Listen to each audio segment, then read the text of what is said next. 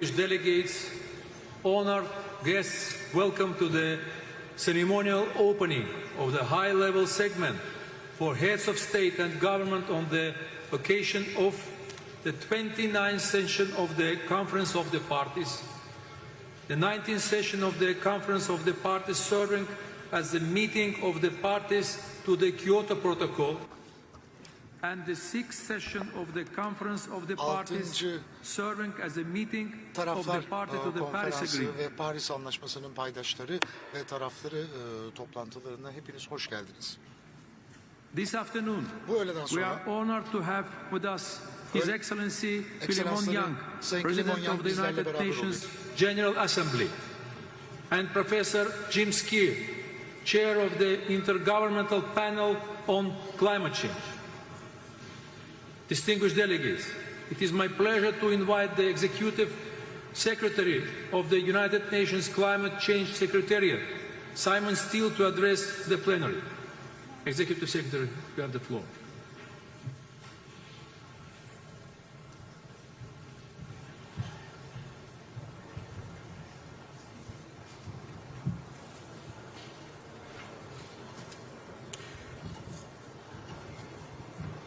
Excellencies, we used to talk about climate action as being mostly about saving future generations.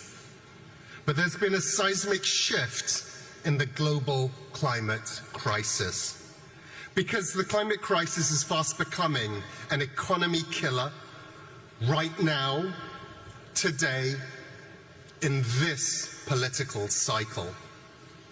Climate impacts are carving up to 5% off GDP in many countries. The climate crisis is a cost of living crisis, because climate disasters are driving up costs for households and businesses. Worsening climate impacts will put inflation on steroids unless every country can take bolder climate action. Let's learn the lessons from the pandemic, when billions suffered because we didn't take the collective action fast enough, when supply chains were smashed. Let's not make that mistake again. Climate finance is global inflation insurance. Rampant climate costs should be public enemy number one. Letting this issue languish halfway down cabinet agendas is a recipe for disaster. But this isn't just about saving your economies and your people. Bolder climate action can drive economic opportunity and abundance everywhere. Cheap, clean energy can be the bedrock of your economies. It means more jobs, more growth, less pollution choking cities, healthier citizens, and stronger businesses. Billions of people simply cannot afford for their government to leave COP29 without a global climate finance goal. So for leaders here and back in capitals, make it clear that you expect a strong set of outcomes. Tell your negotiators, skip the posturing and move directly to finding common ground. Bring those positions together. We also need your direct engagement on new national climate targets and plans, NDCs. So all of you can benefit from the boom in clean energy and climate resilience. These are not easy times, but despair is no strategy, and it's not warranted. Our process is strong, and it will endure. After all, international cooperation is the only way humanity survives global heating. The time for hand-wringing is over. So let's get on with the job. I thank you.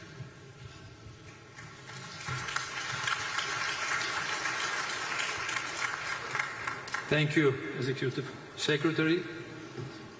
It is my singular pleasure to invite His Excellency Philemon Yang, President of the United Nations General Assembly, to deliver a message to the plenary.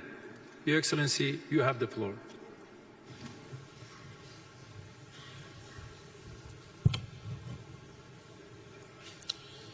Excellencies, distinguished delegates, we meet at a moment of great need. We must undertake several measures to avert further climate disaster and ensure our resilience. How can we do that? Firstly, we must deliver on the necessary finance commitments. Let me be clear, without financing, climate action will simply not happen. So a first key outcome of COP29 must be the delivery of a new collective quantified goal for climate finance to address the unmet promise of $100 billion per year to support developing countries in their climate response.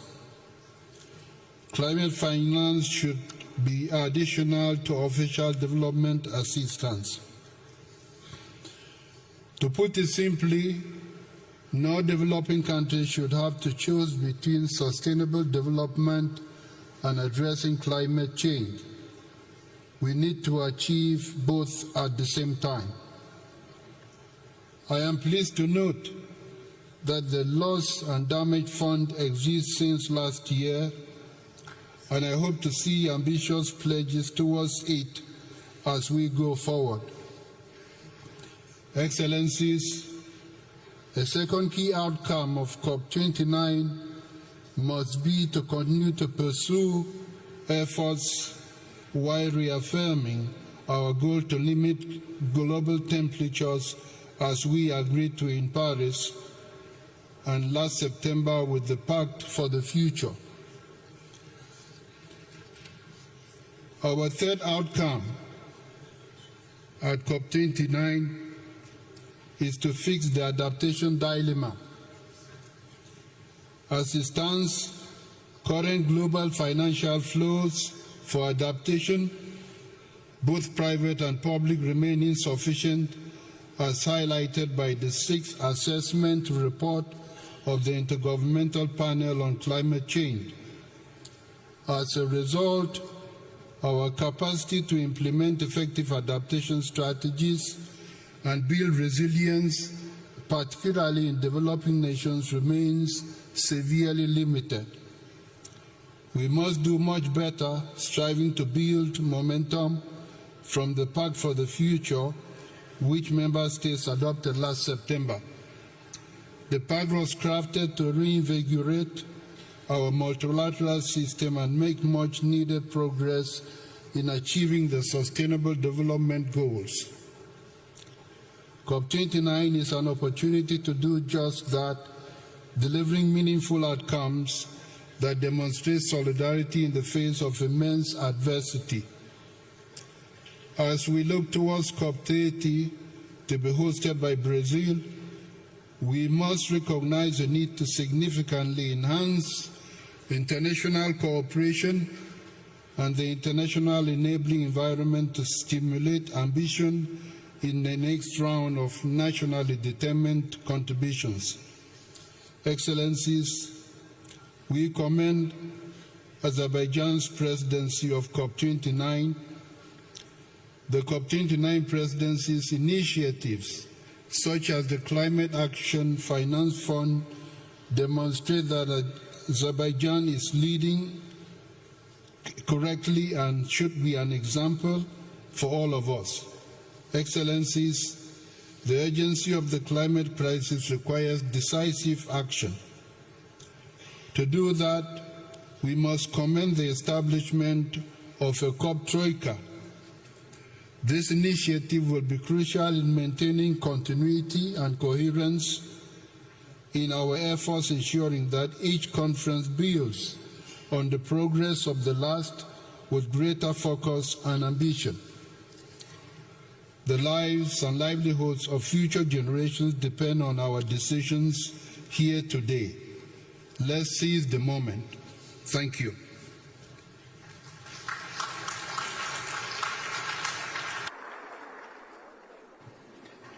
Thank you, Your Excellency. It is my distinct pleasure to invite Professor Jim Skier, Chair of Intergovernmental Panel on Climate Change, to address the plenary. Professor Skier, you have the floor.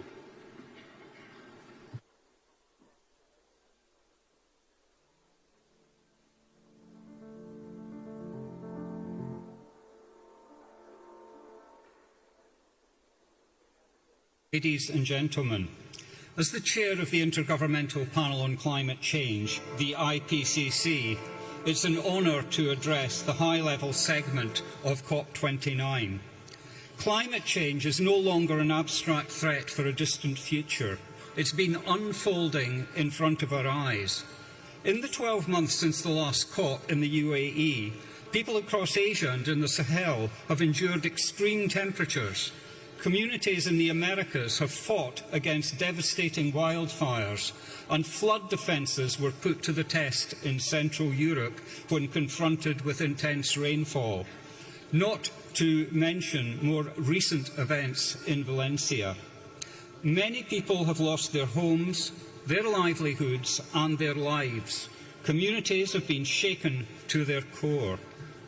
And global warming is unequivocally caused by human activities through emissions of greenhouse gases that arise from unsustainable energy use, land use and land use change, and lifestyle patterns. The extremes we are witnessing have been aggravated by human-induced climate change. This is the new normal. Imagine what is in store in the coming decades if we don't act swiftly and decisively. With every fraction of a degree of warming, we face greater threats. Children born today will not know a world without climate change. The IPCC has shown that we, and furthermore they, will live in a world marked by more intense storms, exceptional heat waves, devastating floods and droughts, a world where food chains are disrupted and where diseases reach new countries.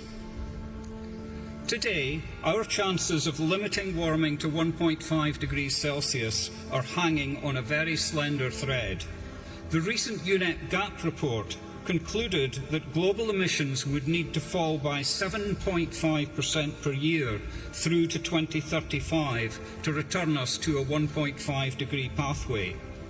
If we delay more ambitious action to 2030, this becomes an unprecedented 15% per year. Even limiting warming to 2 degrees is at risk. But this does not have to be the case. As the IPCC 6th Assessment Report demonstrated, we have the know-how, the tools and the financial resources to avoid the worst impacts of climate change. A world where transport is no longer polluting, our cities are green, and where we have transitioned away from fossil fuels. We've shown that carbon pricing, regulations and other interventions have already resulted in gigatons of avoided emissions, and more can be achieved if policies and measures are scaled up and deployed more widely. Furthermore, we've shown that climate action can contribute to other development goals, such as improving air quality and human health. With climate change already on us, we must address adaptation. The IPCC will be paying particular attention to this in the coming cycle. Most adaptation so far is fragmented, small in scale, incremental, sector-specific, and focused more on planning than implementation. Hard limits to adaptation, as well as soft limits caused by lack of resources and institutional capacity, are being reached in some sectors and regions. But we can take measures to address the triple planetary crisis of climate, biodiversity and pollution. we can increase our resilience to the impacts of climate change by leveraging decision support tools and implementing more early warning systems. Ladies and gentlemen, distinguished excellencies, the IPCC will continue to provide timely, robust, policy-relevant information to support accelerated adaptation efforts and cuts in emissions. But the resolution of this global crisis is now in your hands. Decisions made here at COP29 will shape the legacy we leave behind to our children and grandchildren, and for the billions of people who deserve a livable planet. Thank you for your attention.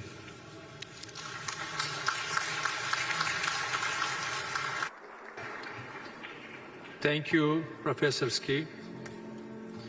Your Excellencies, distinguished delegates, this brings us to the end of the ceremonial opening of the first part of the high-level segment. Please remain in your seats to allow our guests to leave the podium before we begin the delivery of national statements.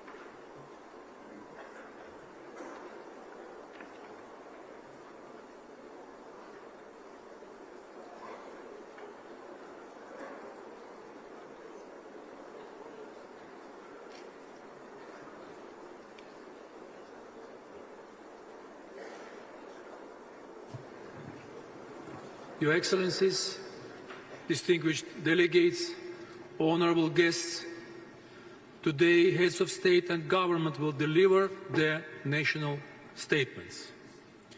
I would like to inform Your Excellencies of action in place to ensure effective time management. There is a 3-minute time limit for statements during the high-level segment.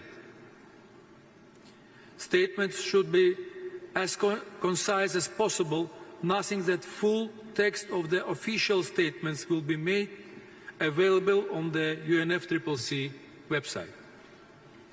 And finally, please note that heads of state or government who are not in the plenary at the time for delivery of their statement will be scheduled to speak at the end of the statements of the same category. Your Excellencies, distinguished delegates, honorable guests, the Republic of Azerbaijan is delighted to welcome over 80 heads of state and government. Your presence here is a testament to your country's commitment in taking transformational steps to implement the Convention and the Paris Agreement. It is essential that we expedite efforts toward implementing climate action.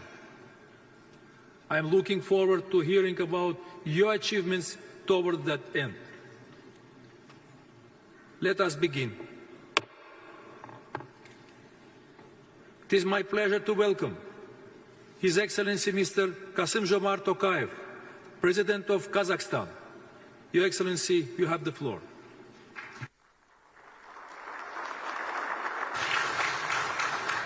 Your Excellencies, Kazakhstan is firmly committed to the global climate agenda under the Paris Agreement, pursuing an ambitious target towards carbon neutrality by 2060. To achieve any climate goals access to both predictable climate finance and technology is vital. The new collective quantified goal on climate finance should prioritize regions most impacted by climate change, including landlocked developing countries. Despite accounting for only 1% of global emissions, Central Asia faces multiple climate risks. To enhance our climate response, we must now leverage technologies such as artificial intelligence, satellite monitoring, and other digital tools for early warning and better water and land management. Together with our partners, we continue working on concrete projects on methane reduction, targeting the coal, oil, gas, and agricultural sectors. Today, we have achieved a threefold reduction. Kazakhstan, with its 200 million hectares of agricultural land, is well positioned for carbon farming, a promising set of agricultural practices to reduce greenhouse gases and improve soil quality. I invite all interested parties to explore these opportunities in Kazakhstan. Our country exports 43% of the world uranium supply and therefore plays a critical role in low-carbon nuclear power generation. In October, a nationwide referendum supported construction of the nuclear power plant in Kazakhstan. We are committed to ensuring the project's safety and efficiency through partnerships with global technology leaders in this area. Kazakhstan is ready to be a major supplier of energy transition minerals. We see many opportunities for cooperation.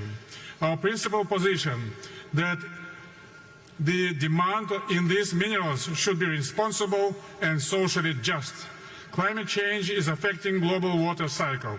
The water-related disasters account for over 80% of all natural disasters, and we were not spared this year suffering from unprecedented floods. So we respond and recover from future natural disasters, and we will introduce comprehensive disaster risk management system. This December, we are partnering with France to host the One Water Summit to drive the momentum on water agenda. This summit will address issues in global water governance. The Caspian Sea is in danger. Saving the biggest lake in the world is a matter of common concern that requires long-term international cooperation. We support the initiative of President Aliyev to establish a group of experts from the Caspian states. Kazakhstan is intensifying its activities to preserve the Aral Sea. In conclusion, I express my sincere appreciation to the Azeri government for organizing this global gathering, and I believe that together we will be able to meet the defining challenge of this generation. Kazakhstan is strongly committed to multilateral pathways to a just, inclusive, transparent climate agenda. Thank you very much.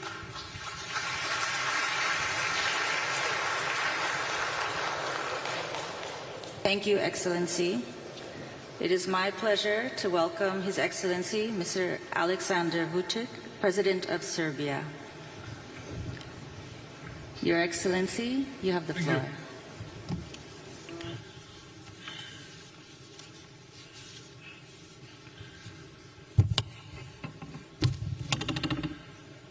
Your Excellencies, esteemed delegates, since I have 3 minutes, will say that it's a special honor and responsibility for me to be here today and to participate at a meeting that brings together the high state officials to discuss the pressing topic of today, the challenges of climate change and the future of our planet.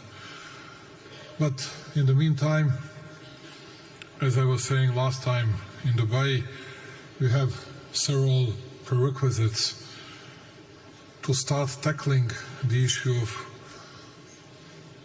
fighting climate changes. Number one is we need to restore peace in the world. Nobody likes today the word peace because everybody wants to win against the other. Everybody wants to see the defeat of the other side. On the other hand, we need to invest much more in the peace. Otherwise, we'll have to put more money for armament, ordnance, weaponry, as we did and as we do today, instead of investing hugely into all necessary instruments in fighting climate changes. Yes, we need to tackle floods, droughts, wildfires, air and water pollution and everything else. But before that, we need to establish peace. And that's why I'm urging all big powers to settle the problems, to settle the issues in Ukraine, the Middle East, all over the world. Then we'll be able to start resolving all these issues. Number two, as you know, it's always the case, big and rich, they cause problems, and the poor countries and small countries are paying the price. And that's why I believe that it's very important for us to find new financial instruments. How we're going to be helpful to non-developed and developing countries, where we can find money to invest into new technologies. Are we able to foster IMF and World Bank to be much more helpful than they used to be? How are we going to tackle the issue of public debt to GDP ratio, because we are getting closer to 100% worldwide speaking, and that will mean a lot regarding climate change fightings. And once again, I'm urging those big and rich to be helpful for poorer countries. At the end, our legacy, first and foremost to the youth, is to create a fair and sustainable society and to shape a livable, thriving world for all. Our legacy must be one of decisive action, rooted in hope. Let us leave this conference not only with renewed commitments, but with actionable plans that will shape our collective future. When I say this, once again going back to prerequisites, pre-terms for fighting climate changes, which is peace, peace, peace, and more of financial instruments that will be available for poorer countries. I thank you very much.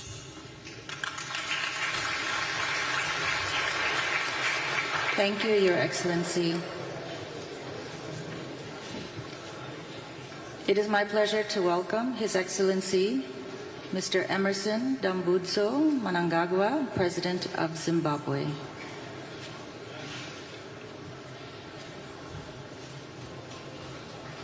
Your Excellency, you have the floor.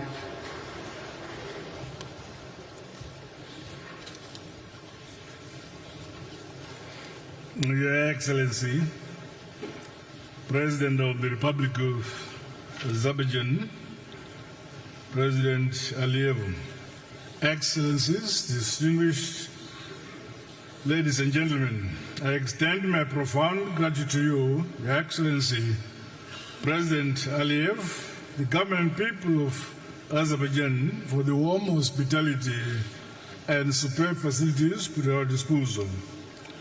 The COP29 theme is both timely and urgent, given the escalating global climate crisis.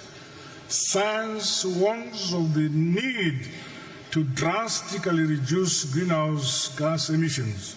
Regrettably, pollution continues to degrade the environment, threatening the quality of our air and water, while biodiversity loss threatens food security, pushing millions into poverty and hunger. The time for half measures is over, and we all have a duty to fully implement our agreements. Zimbabwe bears the scars of climate change and is currently experiencing one of the most devastating El Nino-induced droughts in history. The drought has negatively impacted nearly every aspect of life in Zimbabwe.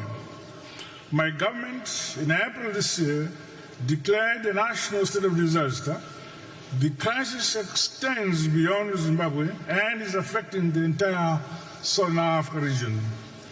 Our reliance on hydroelectric power has also made our clean energy supply precarious. These cost-getting efforts underscore the vulnerability of developing countries like Zimbabwe to climate change while contributing minimally to global emissions. The transition to renewable energy is non-negotiable. while a just transition combined with robust financial technological support for developing countries are critically important to drive the climate action agenda. As such, my country is implementing the nationally determined contribution implementation plan and investment framework to aid in our resource mobilization. Additionally, Zimbabwe recently developed a national carbon market framework which puts Article 6 compliance framework at the heart of Zimbabwe's climate change strategy. Zimbabwe welcomes the formal registration of the group of landlocked developing countries as a negotiating group in the global climate processes. As we reflect on the commitments made at the recent Summit of the Future, I urge us all to align our climate actions with our broader vision for more just, peaceful, and inclusive order. Let us act decisively to build a legacy of hope, resilience, and shared prosperity on a healthy earth. I thank you.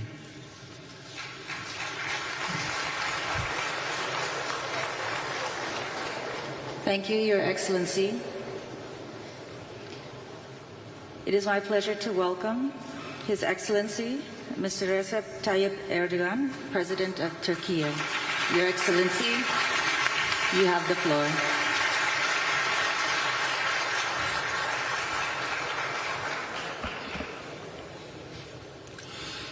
Saygıdeğer devlet ve hükümet başkanları, Sayın Genel Sekreter, sizleri şahsım ve milletim adına en kalbi duygularımla selamlıyorum. Bu başarılı organizasyon ve samimi ev sahiplikleri için Cumhurbaşkanı İlham Aliyev kardeşimi özellikle tebrik ediyorum. Ve böyle anlamlı bir buluşmada gerçekten iklim krizinin menfi etkilerinin en yoğun hissedildiği ülkeler arasındayız.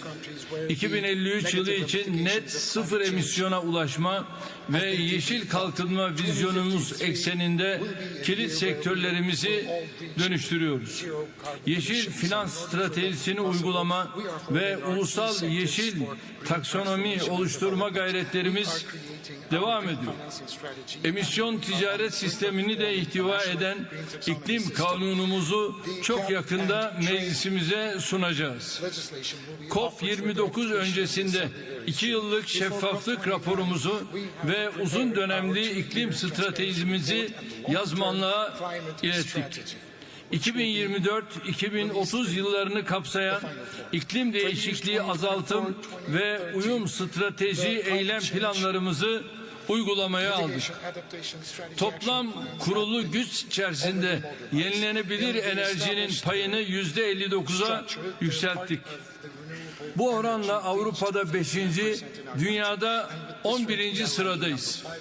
2053 net sıfır emisyon hedeflerimiz için temel önceliklerimiz yenilenebilir enerji, enerji verimliliği ve nükleer enerjidir. Bugün 31 bin megawatt olan rüzgar ve güneş enerjisi kurulu gücümüzü 2035 yılında 120 bin megawatt'a çıkaracağız.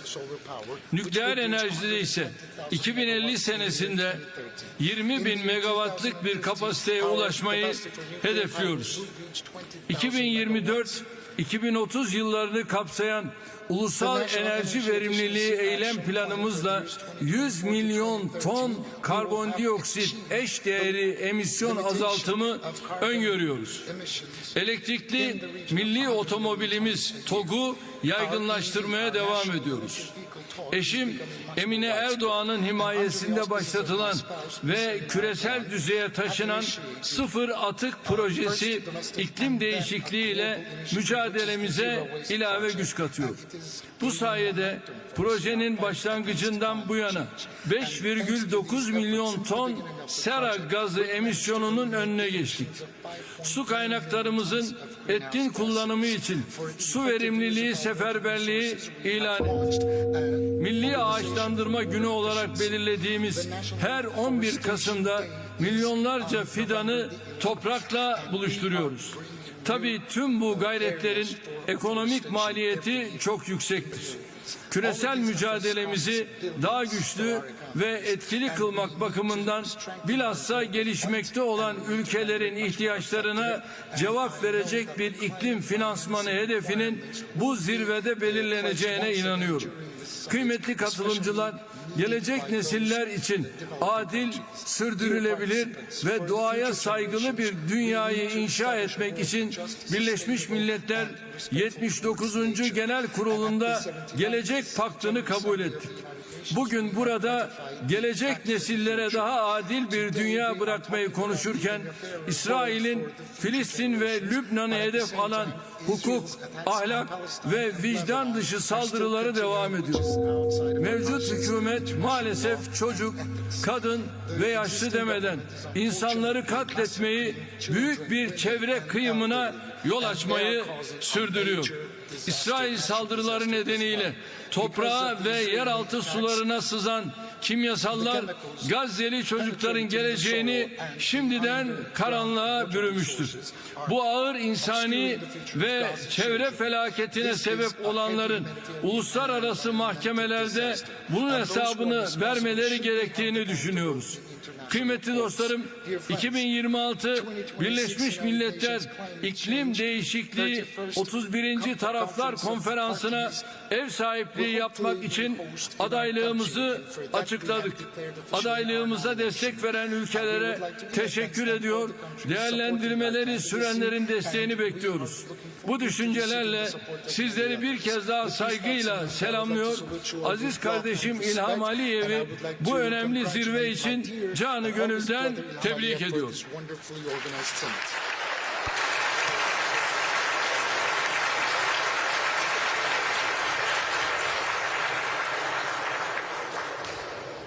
Thank you, Excellency.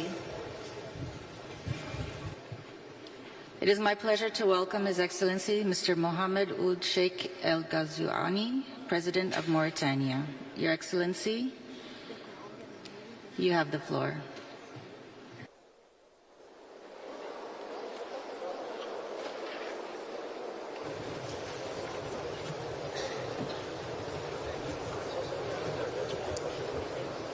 بسم الله الرحمن الرحيم صلى الله على سيدنا محمد وعلى آله وصحبه أصحاب الجلالة والفخامة والسمو والمعالي Excellencies, presidents and kings and heads of governments and states. سعادة السيد رئيس المؤتمر التاسع والعشرين للأطراف باتفاقية الأمم المتحدة الإطارية بشأن التغير المناخي، معالي السيد الأمين العام للأمم المتحدة، السيدات والسادة ممثلي المنظمات الحكومية الدولية والمنظمات غير الحكومة، السيدات والسادة، بداية أود التوجه بالتهنئة والشكر الجزيل إلى صاحب الفخامة السيد إلهام علييف رئيس جمهورية أذربيجان ومن خلاله إلى الشعب الأذربيجاني على حفاوة الاستقبال والتنظيم المحكم لهذه الدورة التاسعة والعشرين لمؤتمر الأطراف باتفاقية الأمم المتحدة الإطارية بشأن تغير المناخ COP29. كما يطيب لي أن أهنئ صاحب السمو والشيخ محمد بن زايد آل نهيان رئيس دولة الإمارات العربية المتحدة على حسن تنظيم الدورة الماضية بدبي وعلى أهمية النتائج التي تمخضت عنها من قبيل الاتفاق التاريخي لتفعيل صندوق عالمي يختص بالمناخ ومعالجة تداعياته وما واكب ذلك من عديد الإعلانات والتعهدات بالتمويل. وأود كذلك أن أهنئ صاحب المعالي السيد أنطونيو غوتيريش الأمين العام للأمم المتحدة وجميع معاونيهم على ما بذلوه من جهود موفقة في سبيل نجاح هذه القمة. أصحاب الجلالة والفخامة والسمو والمعالي، السيدات والسادة، إن حدة التغيرات المناخية بفعل الارتفاع المضطرد في حرارة الكوكب لتهدد استمرارية الحياة البشرية، بل واستمرارية الحياة من حيث هي على عموم كوكبنا. ولذا فإننا اليوم جميعا بحكم الحاجة الملحة إلى مواجهة تغير المناخ نتحمل أكثر من أي وقت مضى مسؤولية تاريخية بخصوص ضرورة التحرك بسرعة لتدارك الوضع قبل فوات الأوان. ونحن في الجمهورية الإسلامية الموريتانية على الرغم من مساهمتنا الهامشية في الانبعاثات الحرارية نعيش يوميا الآثار المدمرة لهذا التغير المناخي عبر تنامي ظاهرة التصحر والفيضانات وانعكاساتها السلبية العميقة التي تضر بأنسجتنا الاجتماعية وتهدد أمننا الغذائي وتعيق تنميتنا الاقتصادية.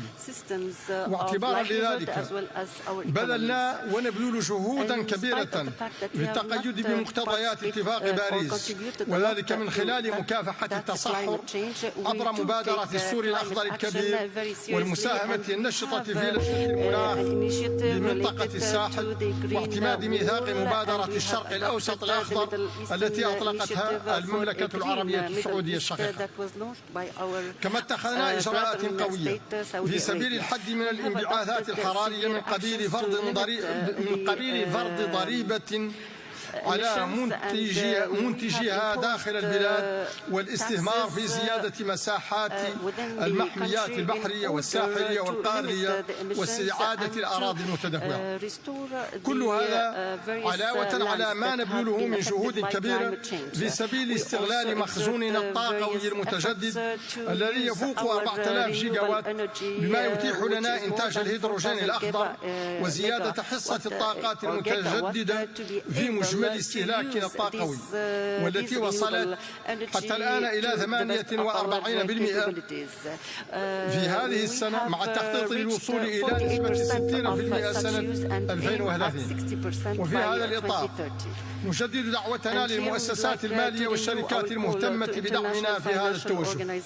ولا يسعني في هذا المقام إلا أن أؤكد على أن القارة الإفريقية كاتحاد وكدول تبذل جهودا كبيرة في سبيل الحد التدريجي من الاحتباس الحراري على الرغم من ضآلة إسهامها فيه، كما تتوسع في استخدام الطاقات المتجددة، وهو ما يستوجب دعمها بقوة في مجال تعزيز القدرة على التكيف والصمود في وجه الانعكاسات السلبية للتغيرات المناخية. لا بد من تعزيز التعاون والتضامن الدوليين وتعبئة تمويلات تكون على قدر التحدي مع مراعاة أولويات الدول الأقل نموا خاصة في القارة الإفريقية.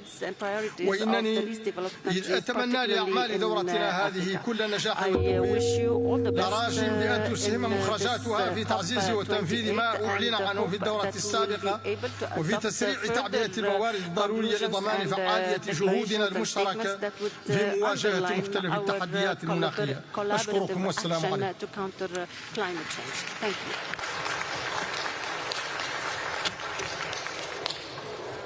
Thank you, Your Excellency. It is my pleasure to welcome His Excellency Mr. Shavkat Mirziyoyev, President of Uzbekistan. Your Excellency, you have the floor.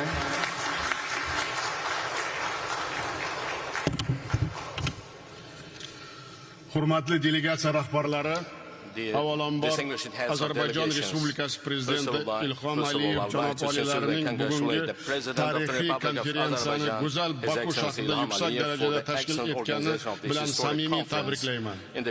Biz Ozarbayjonning zamonaviy iqlim tahdidlariga qarshi kurashish yo'lida xalqaro hamkorlikni kengaytirish bo'yicha faol sa'y-harakatlarni to'liq qo'llab-quvvatlaymiz. Hurmatli sammit ishtirokchilari, iqlim o'zgarishlari bugungi kunda asosiy global tahdidga aylanib bormoqda. Geosiyosiy ziddiyatlar kuchayishiga bevosita ta'sir ko'rsatmoqda. Ayniqsa kambag'allikka qarshi kurash, oziq-ovqat va energetika xavfsizligi, suv va resurslardan foydalanish muammolarini kuchaytirmoqda. Bularning asoratlarini Markaziy Osiyoda o'tkir his qilmoqdamiz. Iqlim muammolari aholimizning turmush sifatini oshirish va milliy taraqqiyot strategiyalarini ro'yobga chiqarishda yangi to'siqqa aylanmoqda. Parij bitimi doirasidagi bosh maqsadimiz mintaqada havo haroratining jadal o'sishiga yo'l qo'ymaslik va joriy 100 yillikda 1,5-2 gradus atrofida saqlab qolishdir. Bu borada biz O'zbekistonda uglerod neytralligiga erishish bo'yicha keng miqyosdagi islohotlarni qat'iy olib boryapmiz. 2030-yilgacha havoga is gazi chiqarishni 35% ga kamaytirishni reja qilganmiz. Bu majburiyatni 2050-yilga qadar yanada kengaytirishga tayyormiz. Yashil energetika ulushi 40% gacha oshiramiz. Elektromobil va yashil vodorod klasterlari, quyosh va shamol generatsiya hublarini yaratyapmiz. Yashil makon dasturimiz doirasida ko'kalamzorlashtirish hududlarini keskin ko'paytirmoqdamiz. Qo'shni mamlakatlar bilan mintaqaviy iqlim strategiyasini hayotga tatbiq qilmoqdamiz. Shu kunlarda Yevropaga yashil energiya yetkazish bo'yicha ko'p tomonlama bitimni imzolaymiz. Hurmatli xonimlar va janoblar, O'zbekiston global iqlim o'zgarishlari oqibatlarini birgalikda bartaraf etishda o'zining amaliy hissasini kengaytirish niyatida. Birinchidan, rivojlanayotgan mamlakatlarga iqlim xatarlarini aniqlash uchun yetakchi davlatlar va xalqaro institutlarning texnik ko'magini kengaytirish dolzarbdir. Bu borada iqlim tufayli yo'qotish va zararlarni baholash bo'yicha xalqaro markaz ta'sis etishni taklif qilaman. Ikkinchidan, transchegaraviy suv resurslari ifloslanishning oldini olish va barqaror bioxilma-xillikning saqlashda yagona yondashuv zarur. Mintaqamiz misolida aytib o'tmoqchimanki, bir avlod ko'z o'ngida Orol dengizining butunlay yo'qolishi sayyoramiz miqyosida fojiaga aylandi. Shu o'rinda biz Birlashgan Millatlar Tashkiloti shafeligida daryo ekotizimlarining butunligi va ekologik xavfsizligini ta'minlash bo'yicha majburiyatlar to'g'risida deklaratsiyani ishlab chiqish tarafdorimiz. Uchinchidan, ko'p tomonlama yetakchi tizimlar ishtirokida o'simliklarning iqlim o'zgarishlariga chidamligini oshirish uchun genetik resurslarning mintaqaviy bankini ishga tushirishni reja qilganmiz. Dengizga chiqish imkon bo'lmagan davlatlar uchun yurtimizda Birlashgan Millatlar Tashkilotining innovatsion agrosanoat hubini yaratish tashabbusini ilgari suramiz. To'rtinchidan, iqlim o'zgarishlaridan zarar ko'rayotgan megapolis va shaharlarning barqaror rivojlanishi bo'yicha ilg'or bilim va amaliyotni transfer uchun Jahon iqlim poytaxtlari alyansini tashkil etishni va uning birinchi forumini Toshkentda o'tkazishni taklif qilamiz. Beshinchidan, kelgusi yil 15-mayda Xalqaro iqlim kunini Orol bo'yi mintaqasida o'tkaziladigan raqamli yashil tashabbus global yoshlar festivaliga davlatlar vakillarini kutib qolamiz. Hurmatli sammit ishtirokchilari, O'zbekiston umumiy farovonlik va yashil taraqqiyot yo'lida ochiq muloqot va sheriklikka doim tayyor ekanini yana bir bor ta'kidlayman. E'tiboringiz uchun rahmat.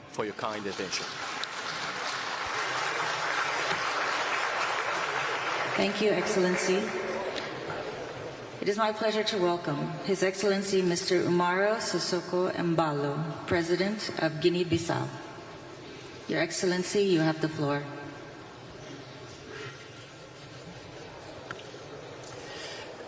Senhor Ilhan Aliyev, Presidente da República de Azerbaijão, a 29ª Conferência das Partes da Convenção de Quadro das Nações Unidas sobre alterações climáticas acontece num momento de crise climática global que implica medidas urgentes e concertadas.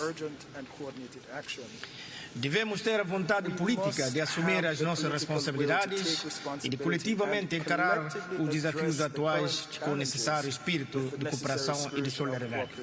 Na Guiné-Bissau temos implementado uma série de ações estratégicas para mitigar os impactos climáticos e reforçar a resiliência das nossas comunidades.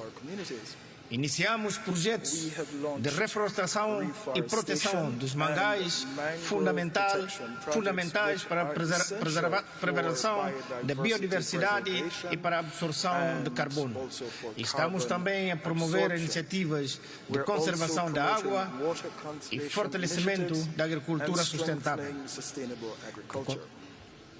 que consideramos setores críticos para garantir a segurança alimentar.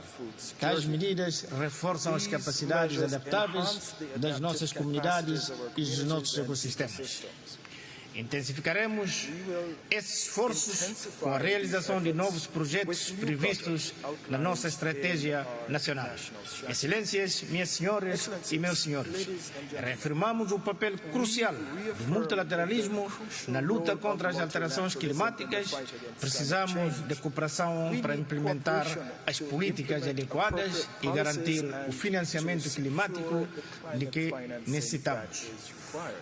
O compromisso dos nossos parceiros e o apoio da comunidade internacional serão essenciais para garantir uma transição energética justa e acessível, respeitando princípios de responsabilidades comuns, mas diferenciadas.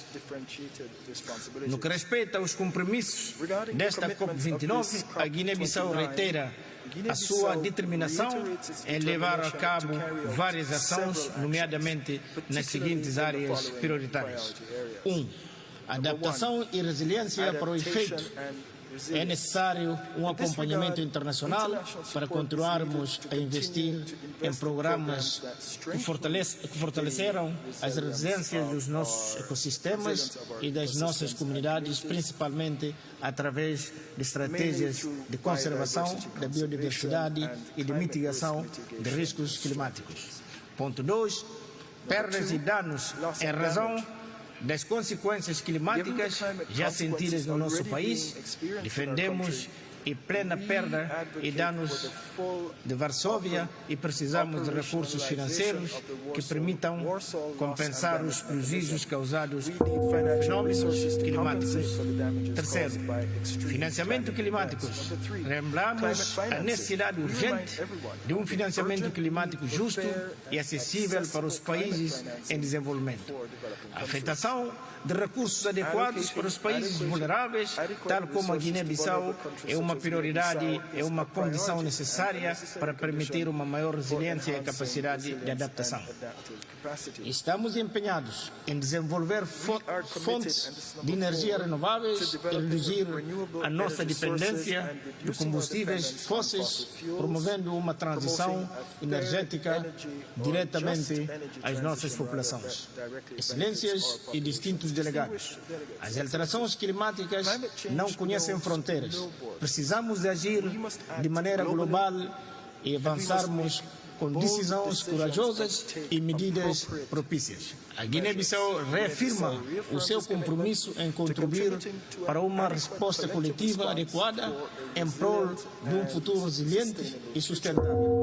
Confiamos que as decisões que serão tomadas aqui em Baku irão demonstrar a nossa tomada de consciência coletiva dos graves perigos que ameaçam o globo, bem como a nossa determinação comum de adotar compromissos dinâmicos a favor da justiça climática, da solidariedade internacional e do desenvolvimento sustentável. Temos a obrigação de manifestar as nossas vontades de unir as nossas forças, bem como os nossos meios, com vista a permitir a preservação do nosso planeta e a construção de um mundo mais seguro e equitativo. Muito obrigado. Thank you, Your Excellency. It is my pleasure to welcome His Excellency Mr. Andrzej Duda, President of Poland. Your Excellency, you have the floor.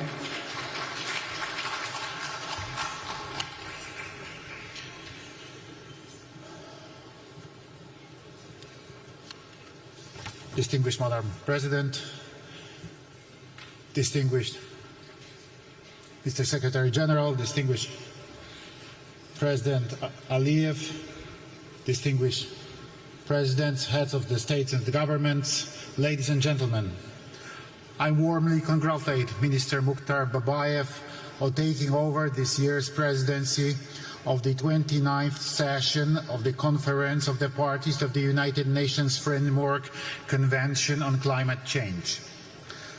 I thank His Excellency President Aliyev and the Republic of Azerbaijan for the organization of the event and for excellent hospitality. This is the last time that I attended the conference of the parties as President of the Republic of Poland. I'm pleased to be able to raise once again issues of such immense importance to our future. During my presidency in Poland, I have worked to keep the climate policy agenda high on my country's priority list. I'm glad that I had the pleasure to personally ratify the Paris Agreement in 2016. I also feel great satisfaction with the organization of COP29 in Katowice. It was, in my opinion, a landmark event in many ways. It was exactly in Katowice that we adopted the so-called Katowice Rule Book, a guide to implementing the tenet of the Paris Agreement. It was also there that the idea of the Declaration on Solidarity and Just Transition was born. Today, it constitutes the benchmark for energy and economic transformation across the world. Since then, I have consistently repeated that a just transition cannot take place against societies and to determine of the current living conditions. At the last year's COP28 in Dubai, I stressed that we still pay too little attention to the human dimension, and yet a just transition must be carried out in a sensible way so that it benefits people in the first place. COP24 in Katowice also adopted a ministerial declaration, Forests for Climate, which highlighted the need to use forests in climate policy as natural sinks and reservoirs for greenhouse gases. Poland values this role of the woodland and cares for them because they also provide a home and habitat for many species of plants, animals, and fungi living in Poland. Preserving biodiversity is a precondition for the existence of the life on Earth. I touched upon this issue in my speech at the UN preliminary session on biodiversity in 2020. Ladies and gentlemen, at a time of so many climate changes and threats, a key conclusion for us should be to strengthen synergies between the following conventions: the UNFCCC on climate, the UNCBD on biological diversity, and the UNCCD to combat desertification. It is also important to take joint action on mitigation, adaptation, combating soil degradation, and achieving climate neutrality. Let us also remember that our environmental efforts are being undermined by the wars going on in the world. Russian aggression against Ukraine has shown us that armed conflicts also result in serious environmental damage and pollution.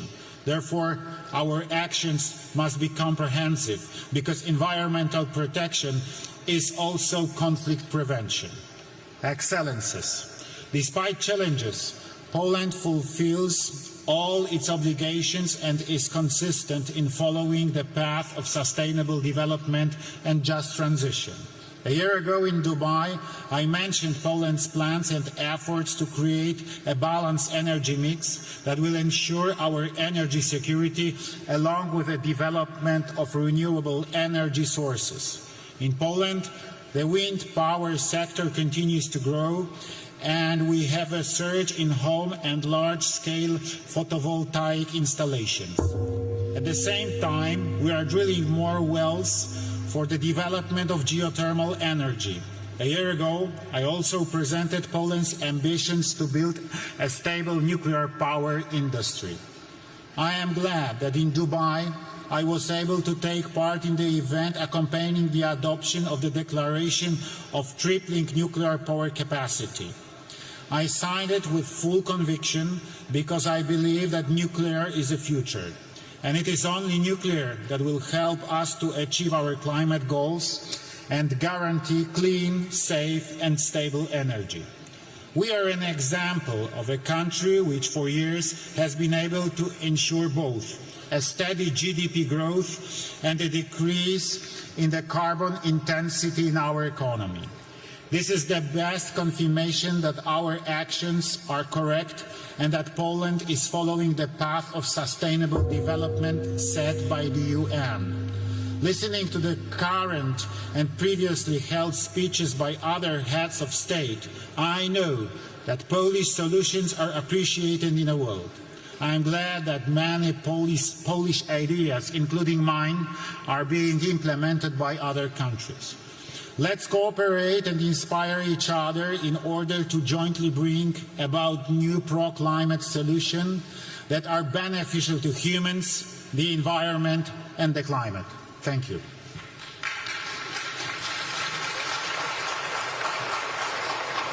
Thank you, Your Excellency. It is my pleasure to welcome His Excellency, Mr. Emomali Rahmon, President of Tajikistan. Your Excellency, you have the floor.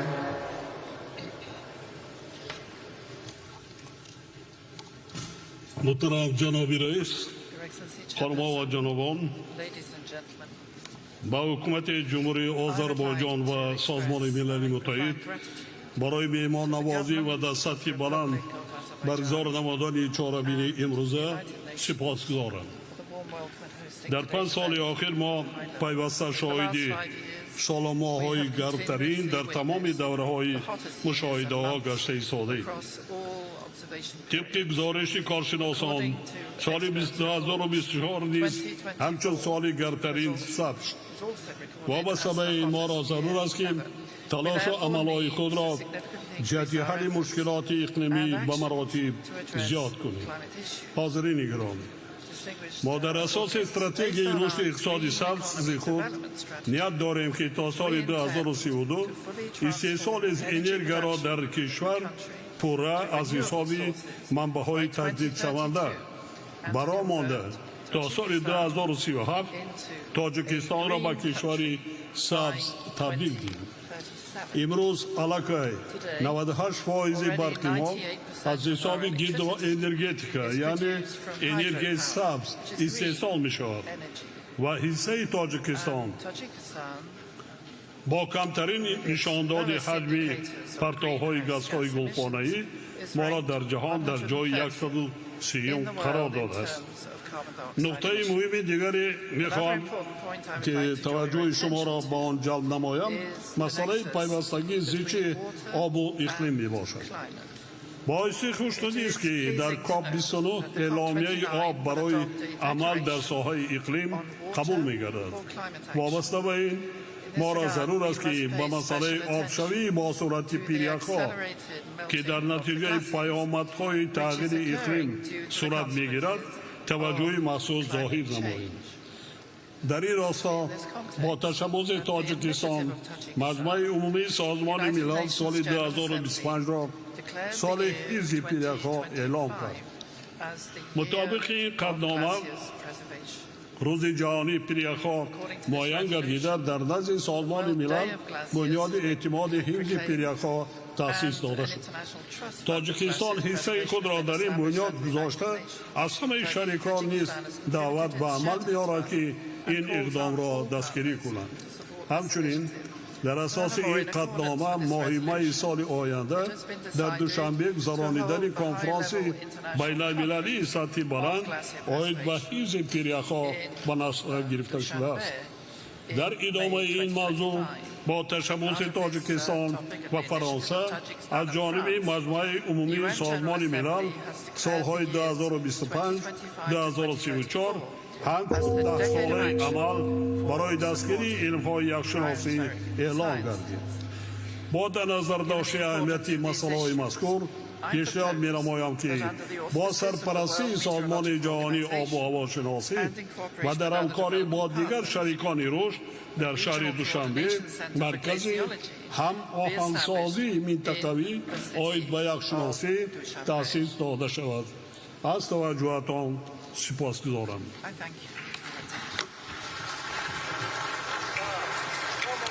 Thank you, Your Excellency. It is my pleasure to welcome His Excellency Mr. Abdul Latif Jamal Rashid, President of Iraq. Your Excellency, you have the floor.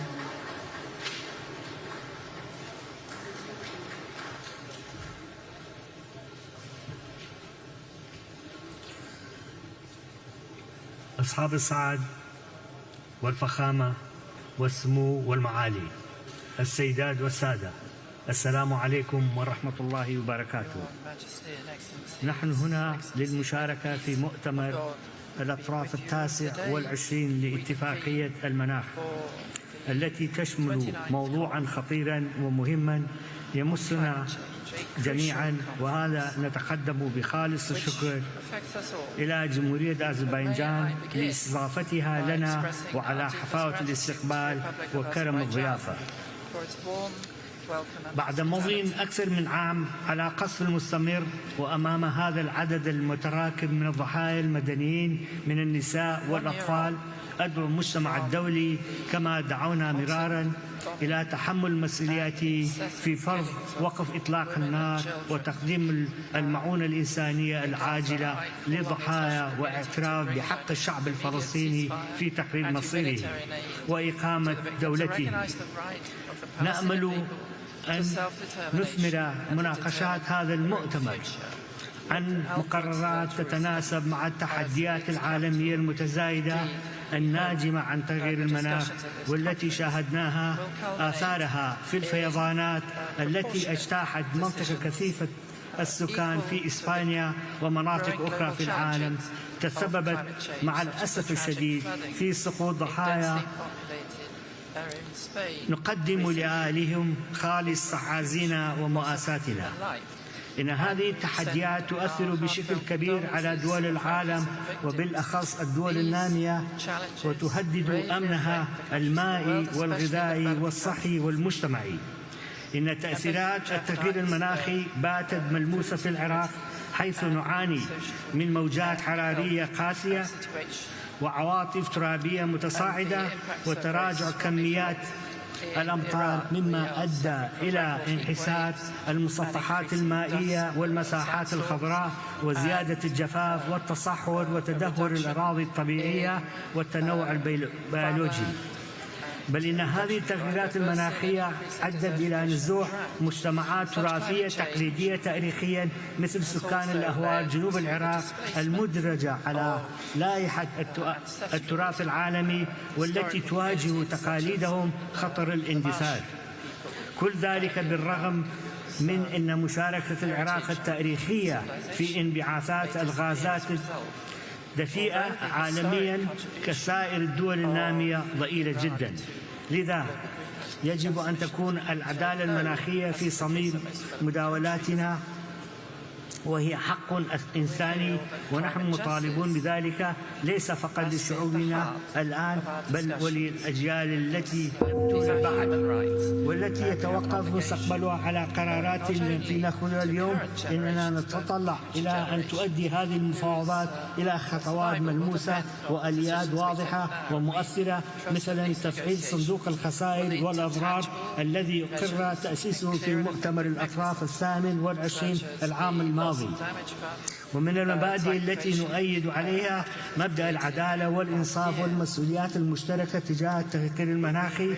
إن العراق باعتباره بلدا يعتمد اقتصاده بشكل كبير على وقود الأحفوري يتأثر من التغيير المناخ من جانب، ومن الإجراءات المتواجهة من جانب آخر. لذا ندعو الدول المنطقة التي ستتأثر مثلنا بتغيير المناخ وكذلك بالجهود المبذولة لمواجهة إلى تشكيل مجموعة تفاوضية ضمن هذه العملية للتنسيق فيما بينهما وللعمل سوية حتى يتجاوز تأثير مساهماتنا الجماعية مجموع مساهمات الفردية.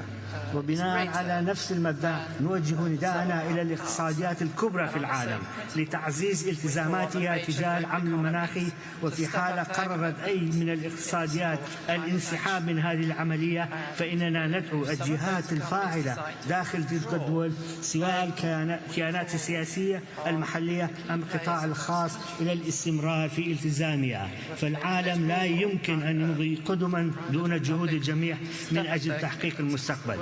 سيداتي والسادة، إن العراق يعمل على تنفيذ التزاماتها ضمن اتفاقية المناخ وما يليها من الوثائق الدولية، وعلى تخفيف مساهمته في الانبعاثات الغازية الدفيئة واكتساب مرونة للتكييف مع آثار التغييرات المناخية والتحول التأكيدي نحو الطاقة المتجددة.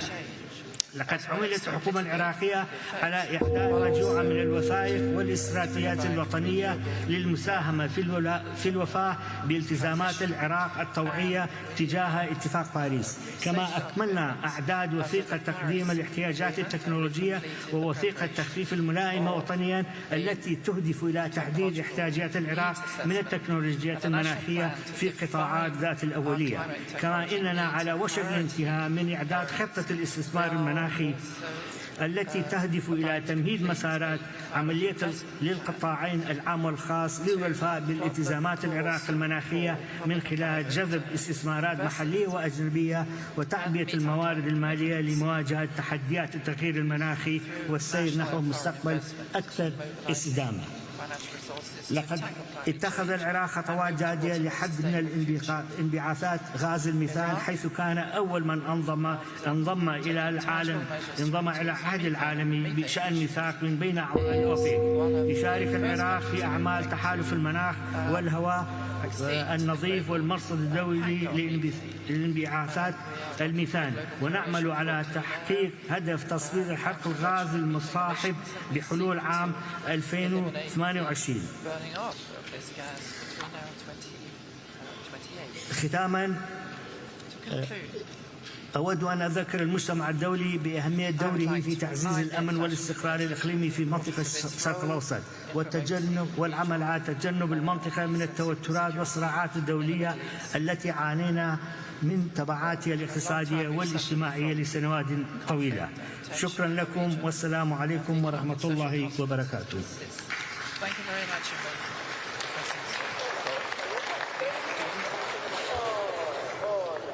Thank you, Your Excellency. It is my pleasure to welcome His Excellency Mr. Sadir Zaporov, President of Kyrgyzstan. Your Excellency, you have the floor. Урматтуу айымдар жана мырзалар, глобалдык климаттын өзгөрүшү тездеп бара жаткан шартта бүгүн биз Париж келишиминин максаттарына жетүү үчүн климаттык иш-чараларды координацияланган жеткиликтүү каржылоо маселесин талкуулап бир пикирге келүүгө тийишпиз. Климаттык маселеде дүйнөдөгү бардык өлкөлөр бири-бирине кандай мамилелерде экенине карабай биригишибиз керек. Биз климаттын өзгөрүшүнө каршы чараларды каржылоо боюнча жаңы жамааттык максатты тез арада кабыл алууну колдойбуз жана өнүккөн өлкөлөрдө өнүгүп келе жаткан мамлекеттерге жардамды 2 триллион акч долларына чейин жеткирүүгө жана бул каражаттарды алуу жолдорун жеңилдетүүгө чакырабыз. Кыргызстан өз тарабынан климаттык жана туруктуу өнүгүү долбоорлоруна сырткы карызды алмаштыруу механизмин демилгеледи. Биз мамлекеттик тышкы карызды конкреттүү жашыл долбоорлорго алмаштыруу аркылуу реструктуризациялоону сунуштайбыз. Анын ичинде Кыргызстанда түзүлүп жаткан климаттык трасттык фондун механизмин пайдалануу менен экология жана туруктуу тоо өнүгүүсү тармагындагы долбоорлор каржыланат. Бул фонддун ишмердүүлүгүнө кызыктар өлкөлөрдү катышууга чакырам. Учурдан пайдаланып, Түркия менен Германияга ыраазычылыгымды билдирип кетким келет. Анткени ушул эки өлкө карыздарды жашыл долбоорлорго алмаштырууну чечишти.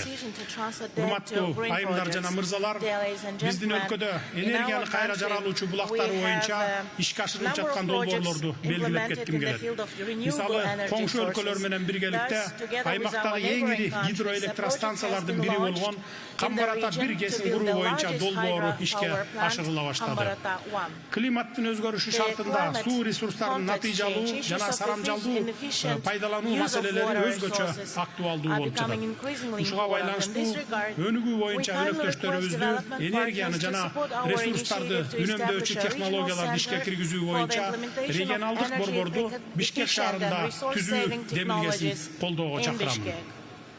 Кымбаттуу катышуучулар, биз мөңгүлөрдүн эриши, алардын аянтынын кыскарышы, суунун азайышы, тургакчылык жана чөлгө айлануу сыяктуу көйгөйлөрдү байкап жатабыз.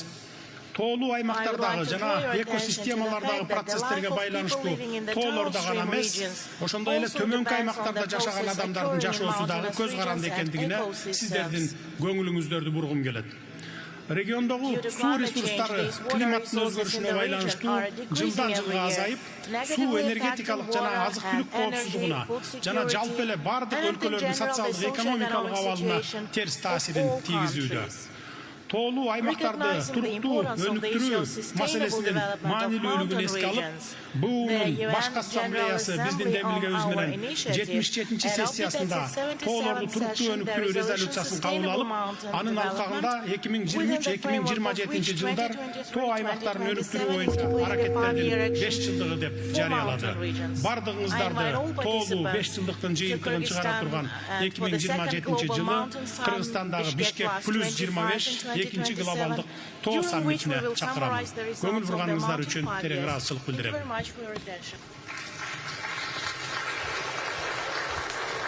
Thank you, Your Excellency.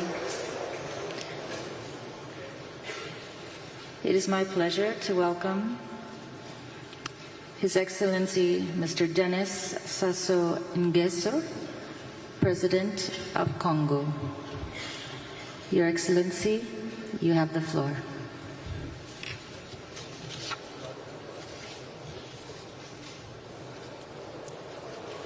Mesdames et Messieurs les chefs d'État et de gouvernement, Monsieur le Secrétaire général des Nations Unies, Monsieur le Président de la COP29, Mesdames, Messieurs, permettez-moi d'adresser toutes mes félicitations à la République d'Azerbaïdjan, à son président et à son gouvernement pour l'excellente organisation de la COP29.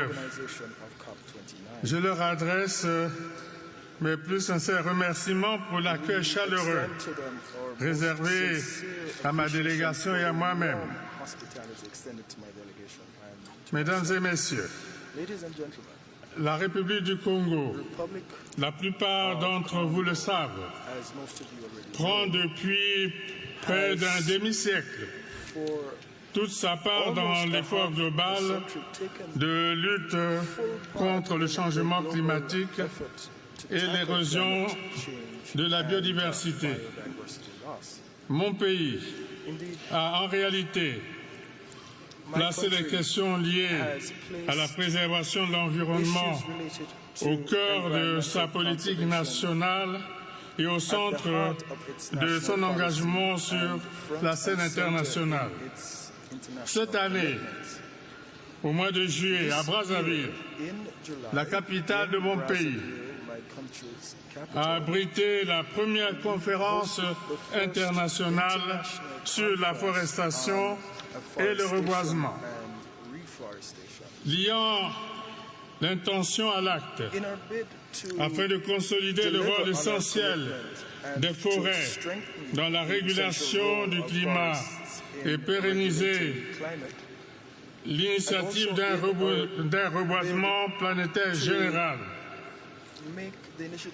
Le Congo vient de soumettre à l'Assemblée générale des Nations unies l'adoption d'une résolution sur la décennie mondiale de l'afforestation et du reboisement. Par ailleurs, conjointement avec le groupe de pays forestiers africains, dit du C15, la République du Congo porte aujourd'hui ce que l'on pourrait appeler une initiative de justice climatique, une démarche qui vise à inclure le capital naturel brut des pays dans le calcul du PIB de leurs États. Mesdames et messieurs, en 2015, nous avions tous placé nos espoirs dans l'accord de Paris, car cet accord qui est fondé sur le principe de la justice climatique et de la transition juste établit clairement le cadre mondial de la lutte contre le changement climatique pour la stabilisation du réchauffement global à moins de 1,5 degré Celsius. Nous constatons avec regret que les financements mobilisés depuis 2015 ne sont pas à la hauteur de nos attentes et ne correspondent nullement à nos engagements. Nous nous préoccupons particulièrement du financement climatique, à propos duquel force est de constater que l'engagement des 100 milliards de dollars en 2009 pour la période 2010 et 2020 n'a été atteint qu'en 2022.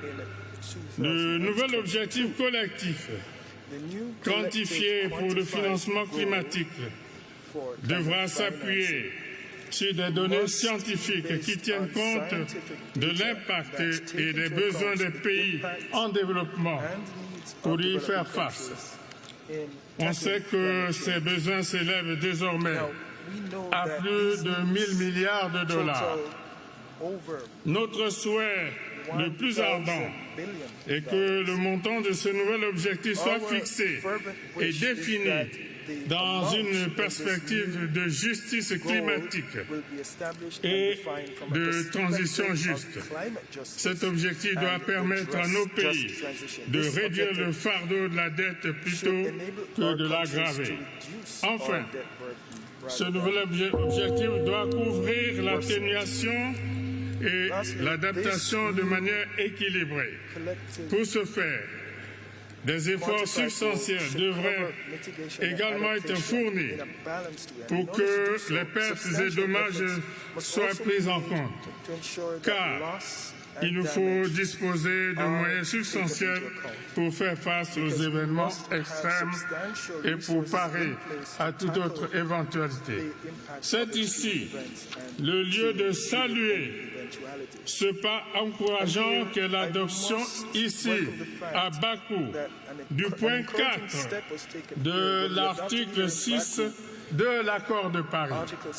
Nous pensons objectivement que cet outil de l'accord de Paris, qui permet le transfert de crédits carbone entre pays à faible émission de gaz à effet de serre et pays émetteurs, ouvrira la voie à une coopération interétatique, internationale et structurante en faveur du développement durable, de la résilience et de la diversification économique dans les pays en développement. Mesdames et messieurs, la transition écologique que nous appelons tous de nos vœux ne pourra pas s'opérer sans que ne soient mis en œuvre des mécanismes financiers innovants, des mécanismes devant nous ouvrir de nouvelles perspectives de développement axées sur la résilience, sur la durabilité, sur la neutralité carbone. Ce challenge est le nôtre ici et maintenant. Je vous remercie.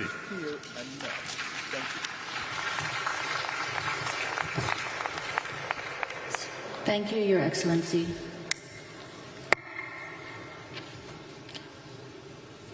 It is my pleasure to welcome His Excellency Mr. Aleksandar Lukashenko, President of Belarus. Your Excellency, you have the floor.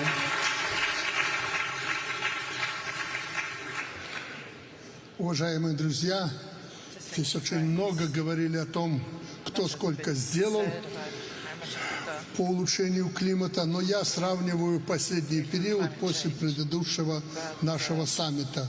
Стало только хуже.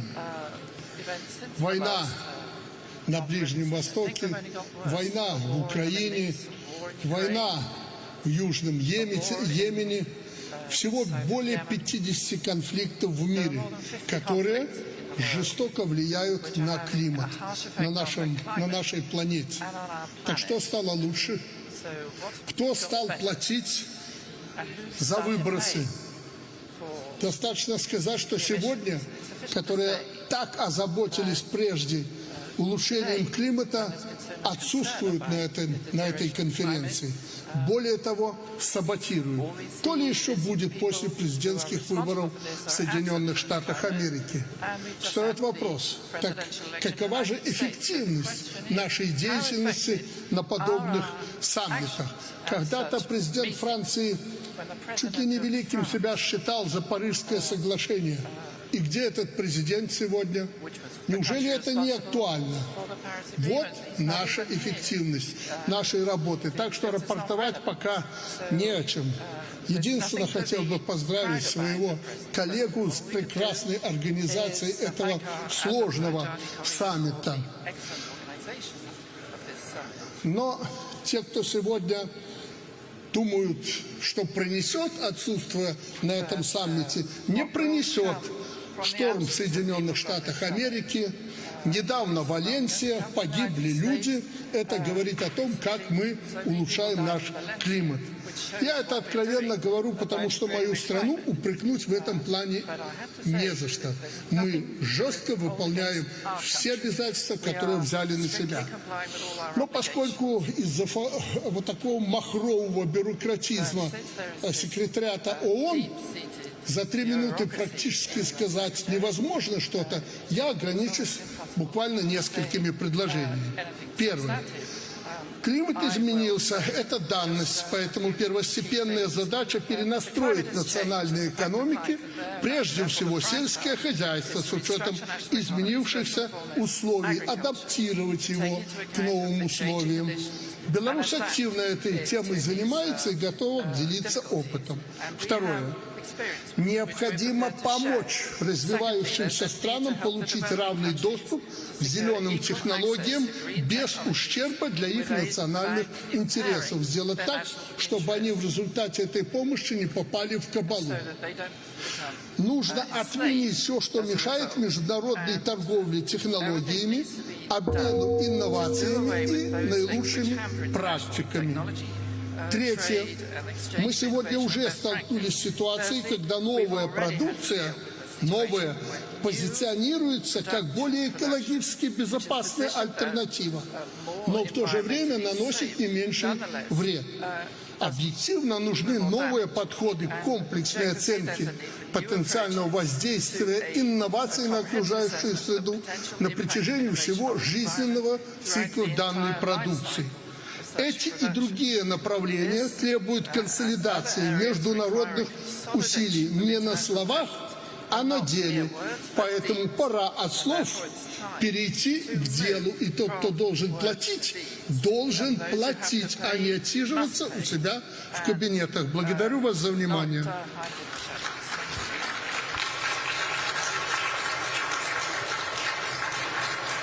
Thank you, Your Excellency. It is my pleasure to welcome His Excellency Mr. Mohammed Yunus A. Menfi, President of Libya. Your Excellency, you have the floor.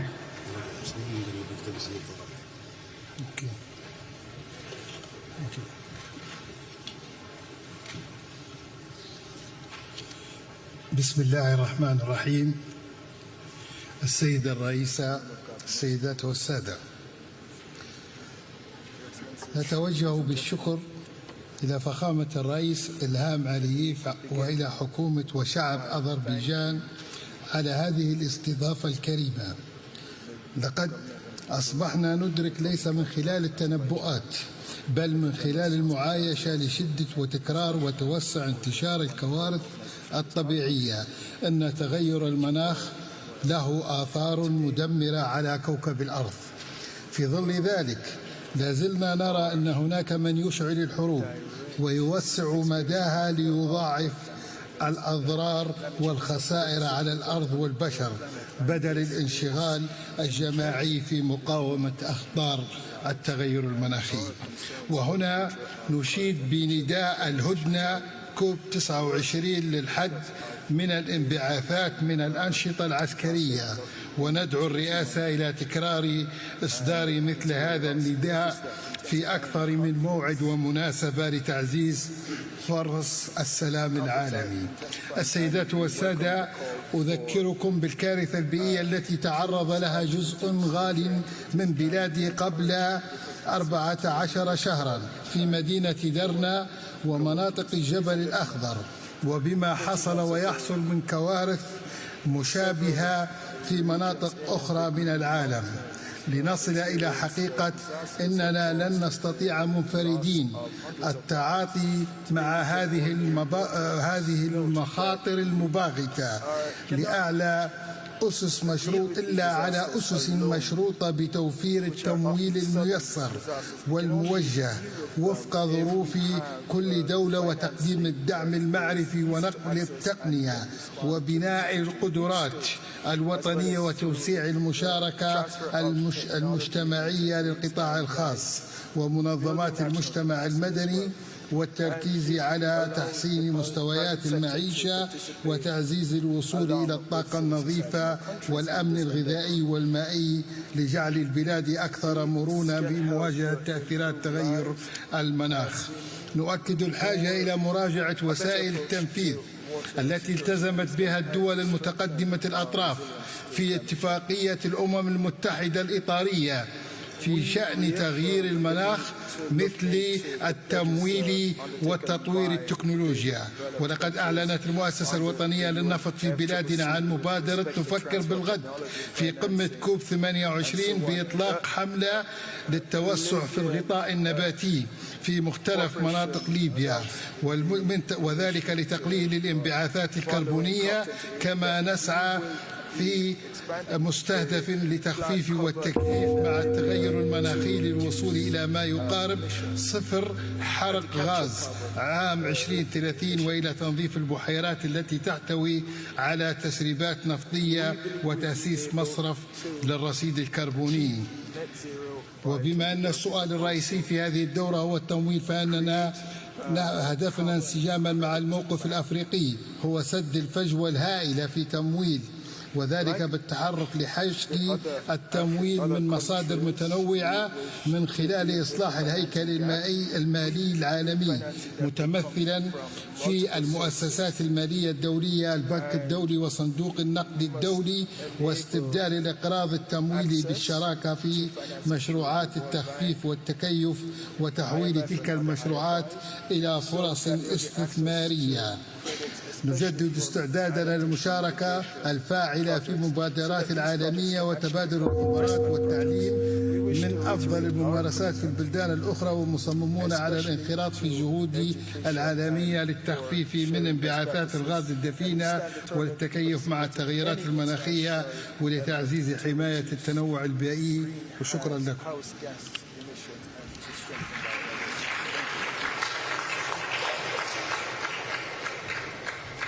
Thank you, Your Excellency. It is my pleasure to welcome His Excellency, Mr. Rumen Radev, President of Bulgaria. Your Excellency, you have the floor. Excellencies, let me first express my gratitude to our host, the Republic of Azerbaijan, and the Presidency of the Conference for organizing this significant event in times of political, security and climate challenges all around the world. The continuity of our actions is crucial to deliver ambitious and balanced approach to achieve the climate goals in the complex geopolitical context. Agreeing on the achievable new collective quantitative goal on finance will be the main expected outcome of this conference. The new goal must provide financing from all possible sources, both public and private, to address the financing needs for mitigation and adaptation measures, focusing on the most vulnerable countries. At the same time, we must significantly strengthen the mitigation ambition and remain on the course of decarbonizing global energy systems. This can only happen if we embrace all available technologies, significantly improve energy efficiency, upgrade energy infrastructure, and ensure that energy security remains of utmost importance. Bulgaria is committed to not only be a part of regional energy cooperation initiatives across Central and Eastern Europe, the Balkans and the Black Sea region, but also beyond, by strengthening the links between the European Union and non-EU countries who share our priorities on climate neutrality, just energy transition, energy security, and low-carbon technological innovation.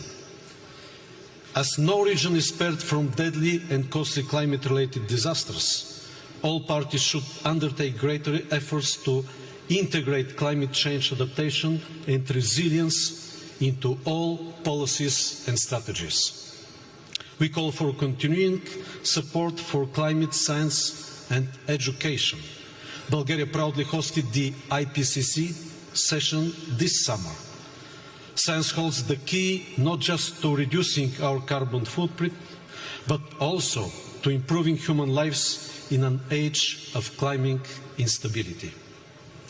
Finally, let me conclude by reiterating Bulgaria's commitment to climate policy goals. We stand with all countries willing to strengthen climate diplomacy and regional cooperation, as only together we can achieve a better and resilient future for us and for the future generations. Thank you.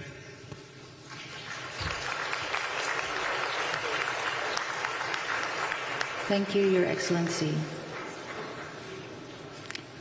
It is my pleasure to welcome His Excellency, Mr. Mohamed Muizu, President of Maldives. Your Excellency, you have the floor.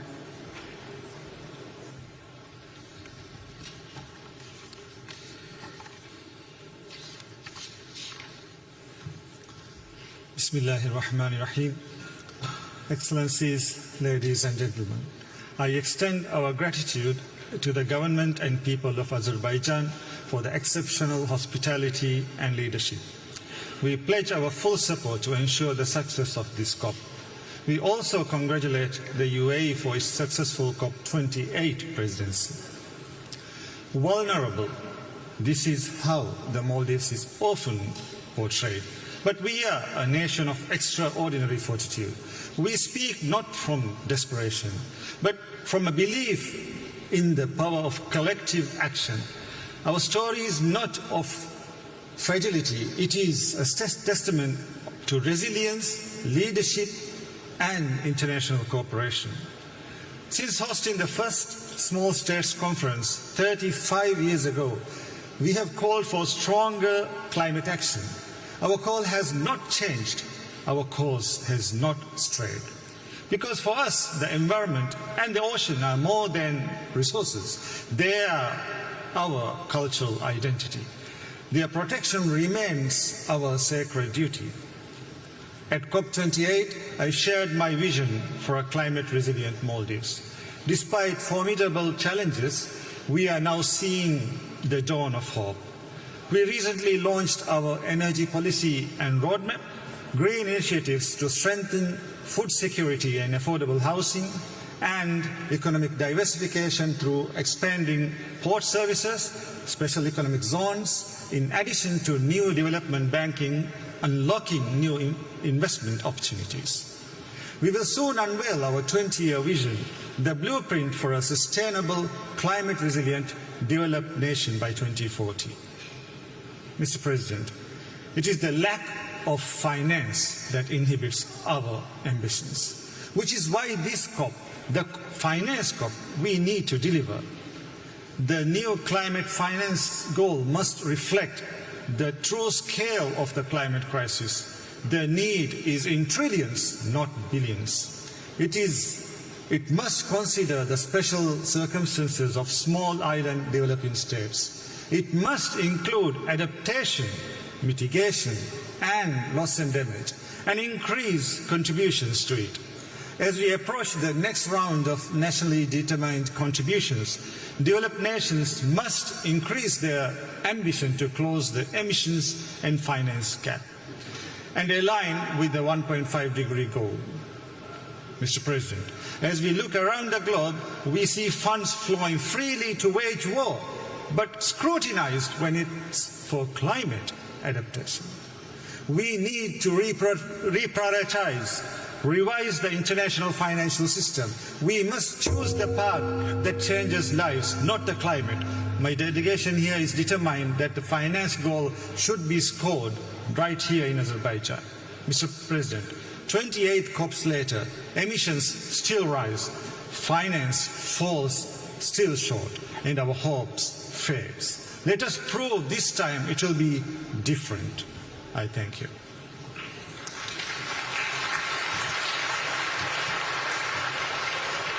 Thank you, Your Excellency. It is my pleasure to welcome His Excellency, Mr. Faure Essozimna Nyasingbe, President of Togo. Your Excellency, you have the floor. Excellences, Mesdames et Messieurs les chefs d'État et de gouvernement, Mesdames et Messieurs les chefs de délégation, distingués délégués, Mesdames et Messieurs, nous sommes ici pour rappeler une vérité simple. Les promesses climatiques non tenues ne suffisent plus. Chaque année, l'urgence s'accentue. Chaque année, l'inaction nous rapproche des points de non-retour. Il est temps que nos actions reflètent l'ampleur de l'urgence. Pour nous amener dans cette direction, je voudrais faire deux observations. La première, c'est qu'il faut une véritable justice climatique, c'est-à-dire une responsabilité partagée mais différenciée entre les pays. L'Afrique paie le prix fort de la crise climatique. Nous contribuons peu aux émissions globales, mais nous en subissons néanmoins les impacts les plus sévères. Ce sont nos écosystèmes, notre sécurité alimentaire et nos économies qui sont en première ligne de cette crise. Notre besoin de justice climatique ne peut plus être ignoré. En tant que dirigeants, notre responsabilité à chacun est d'aller au-delà des promesses et d'agir concrètement. Le Togo est prêt à faire sa part. Nous avons fait de la durabilité un pilier de notre développement avec des programmes de reforestation, de protection côtière contre l'érosion et une transition énergétique axée sur les énergies renouvelables. Mais nous n'allons pas seuls inverser la tendance mondiale. C'est la justice climatique qui doit être la boussole de toutes nos discussions ici. Elle demande à ce que des fonds de soutien conséquents soient déployés pour protéger nos populations et notre biodiversité. Elle exige aussi que les grands émetteurs reconnaissent enfin explicitement ce principe de justice climatique dans les accords internationaux. Mon second point, c'est qu'il faut des solutions sur mesure aux défis climatiques africains. Il y a des spécificités africaines à la crise climatique. En plus du fardeau disproportionné, les profils de risques climatiques de nos pays sont souvent différents de ceux observés ailleurs. Il faut aussi reconnaître que l'adaptation climatique présente des défis uniques pour des économies en développement et des sociétés largement rurales. Ces défis spécifiques appellent des réponses spécifiques. Il nous faut des solutions adaptées aux réalités africaines, mais aussi des mécanismes adaptés pour atteindre ces solutions. Nous ne pouvons pas nous contenter de discussions génériques ni de solutions standardisées. Cela signifie financer la régénération écologique de nos littoraux et développer des infrastructures rurales résilientes. Cela implique aussi des modes de financement flexibles et accessibles dédiés aux pays vulnérables. Enfin, il faut veiller à ce que ces investissements se fassent de manière cohérente avec nos autres besoins et engagements. J'en appelle donc à une solidarité climatique authentique où les engagements financiers sont tenus et renforcés. Nos solutions pour le climat doivent être pensées comme des investissements dans notre avenir collectif. pas comme des aides temporaires. Je vous remercie.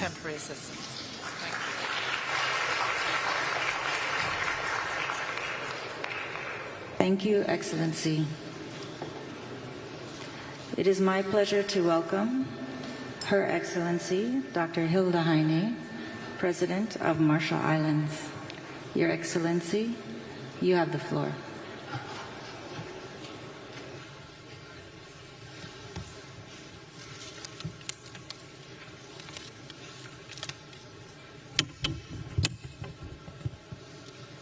His Excellency Ilhan Aliyev, President of Azerbaijan, His Excellency Antonio Guterres, UN Secretary General, COP29 President Mukhtar Babayev, distinguished heads of states and governments, heads of delegations, ladies and gentlemen. Yahweh, on behalf of the Republic of the Marshall Islands, it is an honor to once again participate in this critical summit. The Marshallese people are navigators. We are the descendants of those that found tiny strings of islands, atolls that just glance above the waves of the wide Pacific Ocean and made them our homes. Our forebears mapped the tides with sticks, coconut fronds, and shells. So it is in our blood to know when a tide is turning. And on climate, the tide is turning today. It is no longer a question of whether the energy transition will occur, but how. Will it be fair and inclusive? Will it be fast enough? Will those that defy our agreements to transition away from fossil fuels and go home to pump more oil, extract more gas, and mine more coal be held to account? Time will judge those that fail to make the transition. Some may fail because of denial and delusions, the misplaced idea that their country somehow will be immune, the fallacy that their short-term interests are worth the destruction on their doorstep, and that they will escape without blame. Other risks falling behind because they lack the resources to make the transition happen. In the Marshall Islands, we have a vision for a future with clean energy and the resilience to withstand climate impacts. But to make that vision a reality, we need much more money, and we need it much faster. Our National Adaptation Plan sets out a pathway for our entire nation to become resilient in the face of the climate crisis. As one of the most vulnerable places on the planet, every aspect of our lives will change, from infrastructure to education to healthcare to our economy and culture, to protect our right to live in our homelands and exercise our right to self-determination. We cannot do this by cobbling together project-based funding, waiting for support that takes years to arrive. By improving access, coordinating processes, and reducing choke points, donors can put decisions in our hands where they belong. We've shown that with cooperation, we deliver. In collaboration with Germany and South Korea, a new innovative low-carbon cargo ship, the Surinai, has joined our domestic fleet that will have 80% lower CO2 emissions than comparable ships. The Republic of the Marshall Islands will soon submit a new enhanced NDC. Let me be clear. We have only received half of the finance we need to deliver our last NDC. But we will develop and submit a new one because we know that this system only works when everyone continues to strive and plays their part. But those parts are not all equal. Our contribution to global emission is tiny. Major emitters, members of the G20, if we can do it, so can you.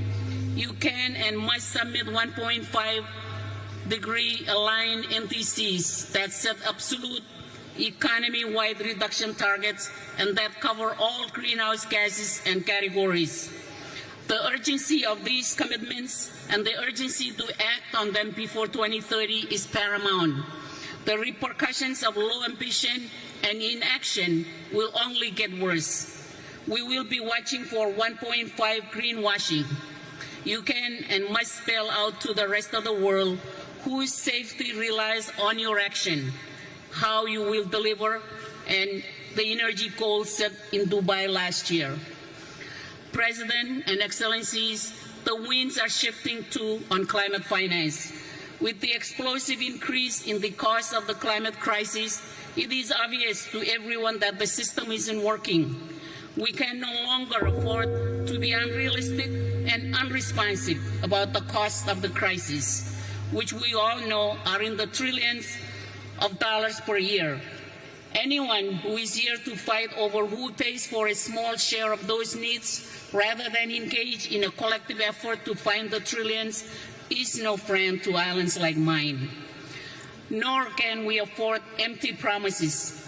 Those that have benefited from extractions have an obligation to provide the climate finance that is desperately and urgently needed. We need a new collective quantified goal that sets us on a path to adapt and protect our communities, drive down our emissions, and respond to the ever-increasing loss and damage. That starts with making it crystal clear what climate finance is not. It is not market rate loans, and it's definitely not finance that funds fossil fuel production. Article 9 of the Paris Agreement contains specific protection for SIDS that have never been operationalized. The new goal must remedy this by ensuring a minimum floor of finance that flows to our islands. We can no longer afford to base our hope on an international financial architecture that holds us in the past, that perpetuates inequities. There is no shortage of proposals for how to reform these institutions. What has been missing is the willingness to make it happen. Excellencies, climate change threatens human rights. Every person on this planet has the right to a safe and healthy environment where they can thrive and have their dignity upheld. We must heed the voices of those that hold us to account and demand from us as governments the highest standards, and their rights must be respected. We won't succeed with a process and outcomes that are not inclusive. It is clear that women and children will suffer the most if we fail to stay within 1.5 degrees centigrade and to adapt. They must be part of the solution, from the community level to the international. We cannot afford to exclude Taiwan, a country which is under threat from the climate crisis, but also offers solution and innovation from this process. They deserve a seat at this table. Excellencies, it is time to fortify faith and trust in the process that we have created together to solve the climate crisis. The Paris Agreement is a beacon of hope that has guided change around the world. The success of this process does not depend on one country, but on all of us. We are here because we share a common commitment to solving the greatest challenge of our time. In our Marshallese culture and traditions, we have a saying, "Wakuk wachumor," which literally means we are all on the same canoe, and that we must all work together if we are to reach our destination. Our world demands that we steer our canoe of humanity to reach a future that is safe and secure for generations to come. Thank you to the government and generous people of Azerbaijan for hosting us here in the beautiful city of Baku. Komoltada, I thank you very much.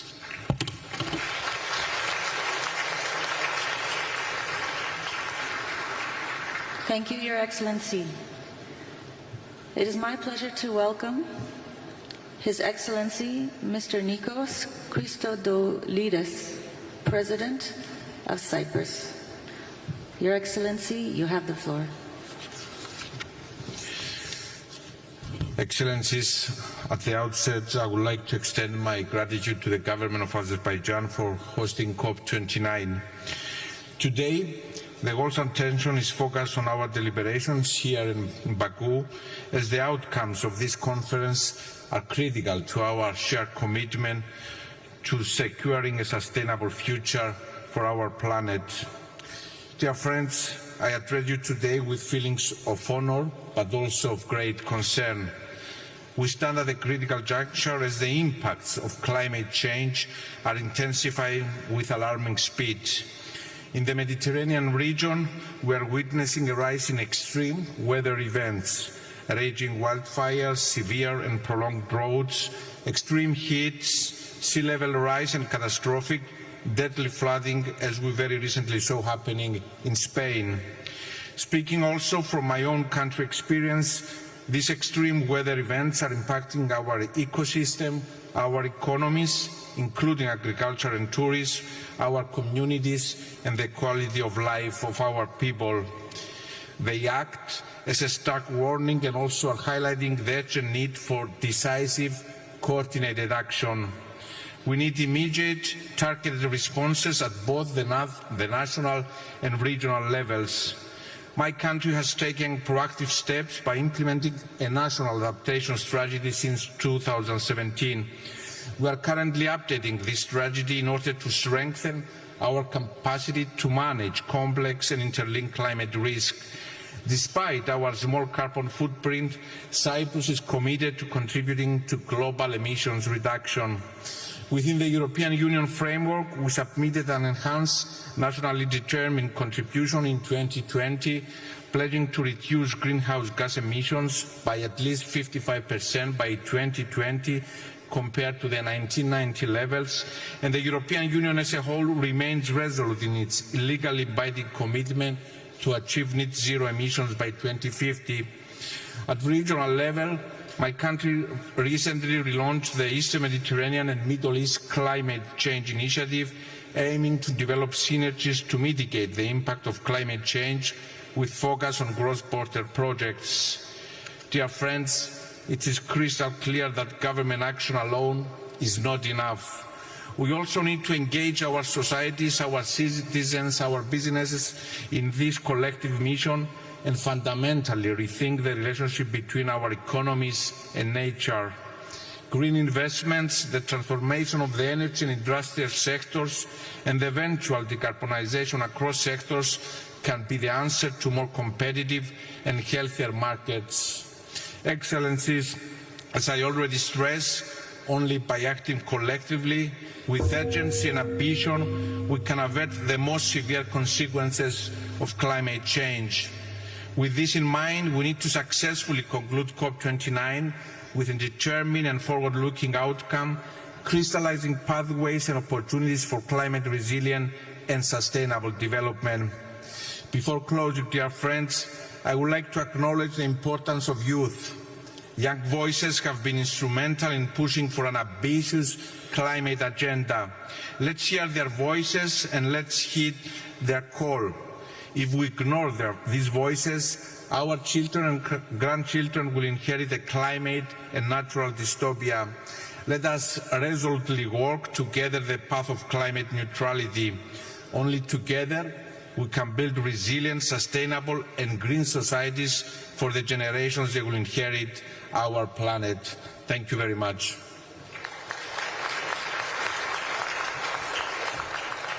Thank you, Your Excellency. It is my pleasure to welcome His Excellency Mr. Peter Pellegrini, President of Slovakia. Your Excellency, you have the floor.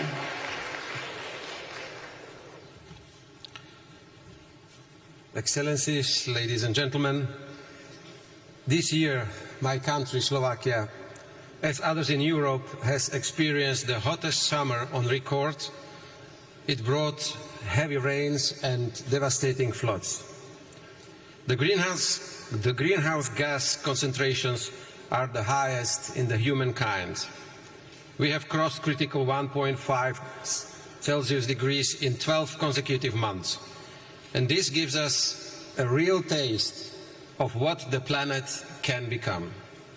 Climate change accelerates, so it's the detrimental effects on our planet. Longer we wait, more we can lose in terms of lives, ecosystems, and economies. Esteemed colleagues, in face of climate change danger, every single country is too small. True commitment of all to multilateralism is badly needed. Let us ask, can we succeed without all the biggest economies and polluters stepping up? Developing countries need our solidarity. Can they succeed if our approach to financing and its contributors remain the same? Everyone needs to speed up. My country does. We cut our emissions by almost 50% since 1990. In the energy sector, we shut down our last coal mine in 2023 and remaining 2 coal power plants recently. It's a big step towards full phase-out of coal from our power generation. At this COP, Slovakia joins the call to action for no new coal. Soon, my country's electricity will come from low-emission sources by 90%, mainly nuclear and renewables. We will also become its net exporter, and already we help Ukraine, which lacks electricity due to Russian aggression. For Slovakia, the second largest producer in Europe, nuclear is crucial on path towards neutrality. In innovations, we want to go beyond small modular reactors. Only around 40% of nuclear fuel we can turn into energy in current large-scale reactors. We want to become leader in multiple reuse of this spent fuel. This could be a real breakthrough in energy security or costly nuclear waste storage. We could secure enough energy for many generations to come. Till end of this decade, my country plans to reduce emissions at least by 55%. To achieve it, we will invest €14 billion to decarbonize sectors, increase renewables, and to advance our resilience. I am advocate of the rational choice that do not harm the working people, the most vulnerable, our competitiveness and prosperity. If we lose trust of our citizens as politicians, we cannot succeed. Slovakia pledged to contribute €2.2 million to the Green Climate Fund by 2027. Our climate finance grow. It helps our developing partners to build their cleaner future and their resilience to climate adversity. Colleagues, I wish this COP and its presidency a progress towards meaningful climate action in line with the global stocktake along all standards of the Paris Agreement for sustainable well-being of and at our planet. Thank you very much.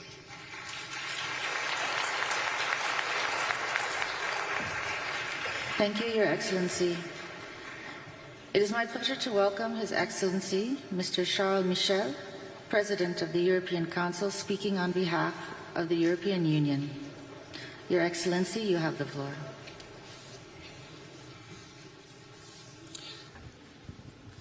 Mesdames et Messieurs les chefs d'État et de gouvernement et de délégation, Excellences, Mesdames et Messieurs, chacun de vos qualités, le monde est sur le fil du rasoir. Guerre d'agression de la Russie contre l'Ukraine, guerre à Gaza et crise tragique au Proche-Orient, guerre civile au Soudan. Ces conflits et de nombreux autres entraînent des désastres humanitaires pour les populations civiles et polarisent nos sociétés partout dans le monde. L'impérialisme violent, vengeance éternelle, châtiment collectif sont des poisons qui nous mettent tous en danger.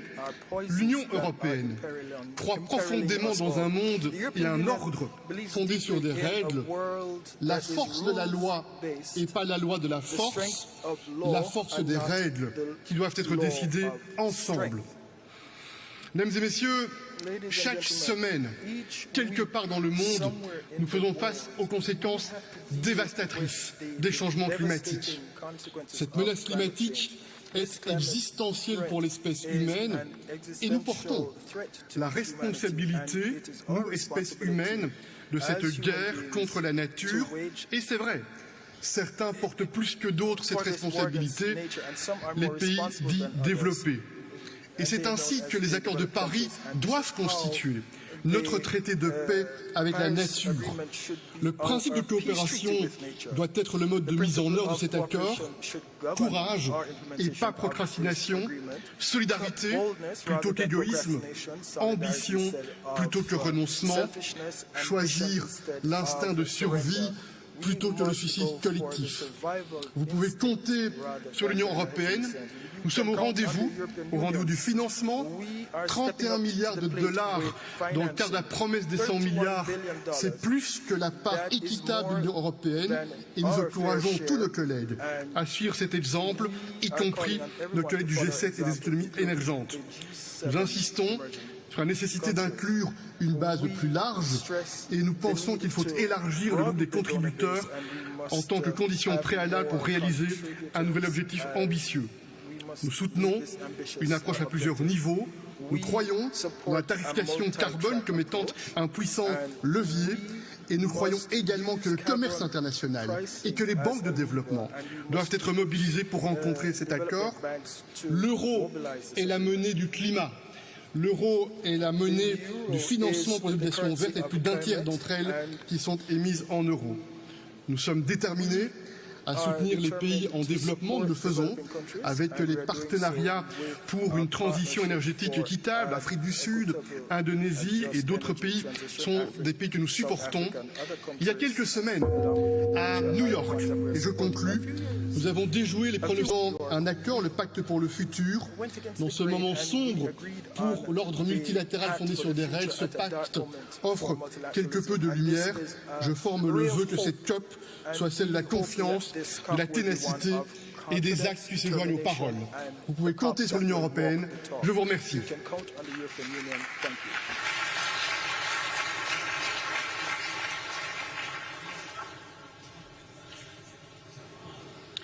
It is my pleasure to welcome Her Excellency Ms. Gordana Sliunaska Daskova, President of North Macedonia.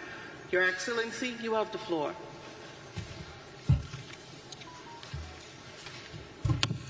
Mr. President, Excellencies, ladies and gentlemen, let me thank the Republic of Azerbaijan and President Aliyev for hosting, in my opinion, this urgent conference.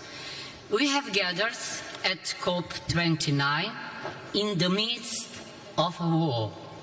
The good news is, some would say, that the aggressor is already suffering heavy losses and will most probably lose the war. The bad news is that the aggressor is humankind itself, with its unsustainable production systems and consumer habits. Unless we hold global warming below 1.5 degrees by 2050, instead of sustainability and growth, we will have to think about habitability and survival. In this war against nature, it is the innocent, the children, the vulnerable populations and small developing nations who often suffer most. Situated in one of the most climate vulnerable regions in the world, the Mediterranean, we must adapt our security, defense, energy, health, tourism, water, educational and other systems to this multidimensional challenge, making them inclusive to women, children and youth. We have endorsed the declarations on enhanced action in tourism and on water for climate action.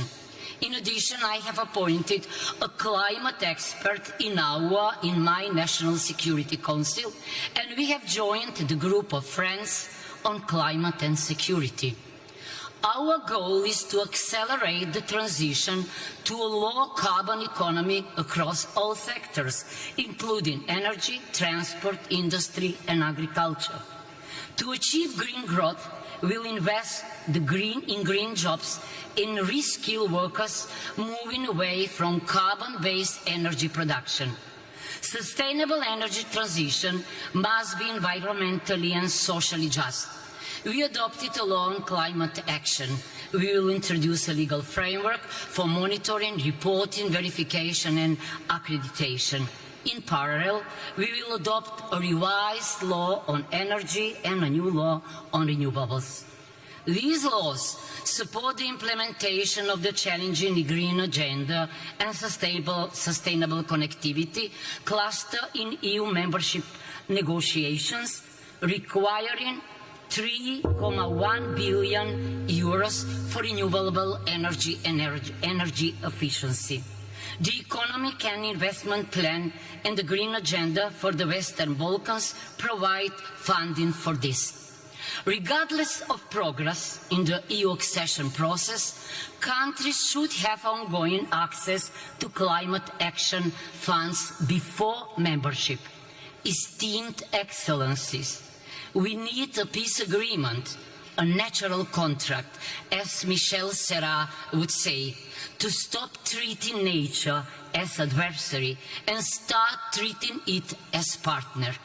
The Paris Agreement, the SDGs, and are the blueprint of that peace agreement, of that natural contract.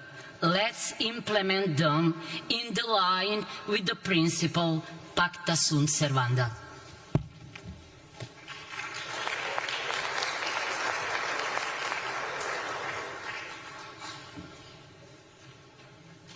Thank you, Your Excellency. It is my pleasure to welcome His Excellency, Mr. Alexander Stubb, President of Finland. Your Excellency, you have the floor. Thank you, Madam Chair, ladies and gentlemen, Excellencies and colleagues. In the age of multipolarity, we probably need multilateralism more than ever. And I guess climate change is a litmus test for multilateralism. And the reason for that is quite simple. If we fail this test, efforts to address any kind of global challenges, say sustainable development, technology or demography, will all be in vain. And of course, if we fail to limit the increase of global temperature, future generations will be left with a world which has more pandemics, more hunger, and more conflict. Now, at the same time, we must of course ensure that climate action is aligned with the broader development agenda.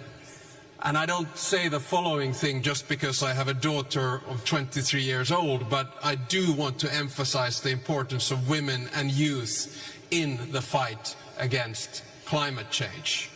And in many ways, the choice is actually quite binary. It's black and white. You can have either multipolar and transactional disorder or cooperative order. Without changing the current power balance, I'm afraid the former will prevail over the latter. Now, the growing influence of formats such as G20, where representation better reflects the global realities, is of course welcome. But taking on more power in global decision-making should also mean taking more responsibility. Countries which seek to upgrade their global influence to reflect modern realities cannot demand that global responsibilities are forever based on circumstances in the early 1990s. So therefore, the largest emitters and the largest economies will determine the direction of the whole planet. Reflecting on these developments, I would like to underline 3 points where I think COP29 is pivotal. First, we all have to take more responsibility for reducing emissions. Last year in Dubai, we took the crucial step by agreeing on the transition away from fossil fuels. Now we need to turn our promises into practice as we prepare our new nationally determined contributions ahead of COP30 in Belém. It's crucial that especially the G20 members show leadership by setting the most ambitious targets possible in line with the 1.5 degrees limit. Second, we all have to take more responsibility for climate finance. The new collective quantified goal needs to be both ambitious and achievable. It has to reflect the current global economy and sources of emission, not the situation more than 30 years ago. I'm pleased to announce that Finland will be providing additional funding to the Systematic Observations Finance Facility to help strengthen adaptation and build resilience, especially in the least developed countries and small island developing stage. And let me conclude by saying that we actually need three things simultaneously. We need targets and legislation, we need finance, both public and private, and we need technological innovations. And the bottom line is that we need all three of them together. We cannot regulate ourselves out of this crisis, we cannot pay ourselves out of this crisis, but we can innovate ourselves from this crisis. Here in Baku, I'm really looking forward to explore all of these things achieved together. And whenever in the future I hear that gong, I shall take it as a symbol for the urgency we have to fight climate change. Thank you very much.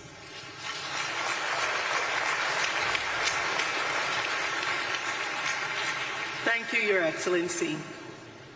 It is my pleasure to welcome His Excellency Jakov Milatovic, President of Montenegro. Your Excellency, you have the floor. Thank you, Chair. Your Excellencies, it is a profound honor to participate on behalf of Montenegro in this distinguished gathering. COP29 is taking place at a crucial time. The data from the UN agencies are showing that 2024 is on track to be the hottest year on record. The negative consequences of the climate change are increasingly impacting communities worldwide, with Montenegro being no exception, thus underscoring the urgent need for climate action. Since the early 1990s, Montenegro's commitment to aligning national policies with international sustainability standards has been evident, especially when the country became the first nation in the world to establish its status as an ecological state within our own constitution, thus pledging to integrate all environmental considerations across areas of national governance. Although our share in global CO2 emissions is negligible and Montenegro's contribution to environmental goals may seem modest in a global context, this does not exempt us from the responsibility to contribute to collective efforts towards carbon neutrality. As an EU candidate country, Montenegro aligns its policies with those of the EU, and as such, we have committed to sharing the climate ambition expressed in the European Green Agenda. Through our NDCs, Montenegro has pledged to reduce greenhouse gas emissions by 35% by 2030 compared to 1990 levels. And as the goal is assessed to have been already achieved, the country is planning to raise the target to 55%, while the policymakers are actively exploring ways to further enhance this goal. In parallel, Montenegro is actively investing in renewable energy infrastructure, including the development of wind farms and solar energy panels, while the plans for doubling the capacity of the undersea electricity connection with Italy is already being planned, thus positioning Montenegro as a unique link between the Balkan and Italian electricity systems. The country is accelerating the implementation of of energy efficiency initiatives, especially within public institutions, and these efforts are being supported by major international organizations. Montenegro has also emerged as a regional leader in innovative financing mechanisms for sustainable development. Building on existing institutions like the Eco Fund, the country has, in partnership with the UN office in Montenegro, introduced what we call Sustainable Development Goals Acceleration Fund, thus creating a unique and powerful tool for fostering partnerships that represent a new generation of financing for SDGs. Ladies and gentlemen, to conclude, on the path to carbon neutrality, we must remain committed to just transition. Dear colleagues, time is the most precious resource at our disposal, and every day counts as crucial in our collective pursuit of a climate-resilient economy. Collaboration is essential in this endeavor, so I urge us all to leave this event with a renewed sense of urgency and commitment. Thank you very much.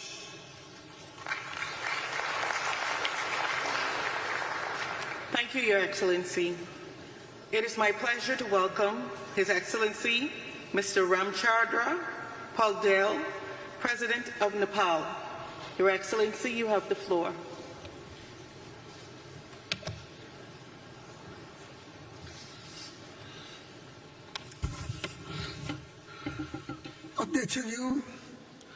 Mr. President, Excellencies, distinguished delegates, ladies and gentlemen.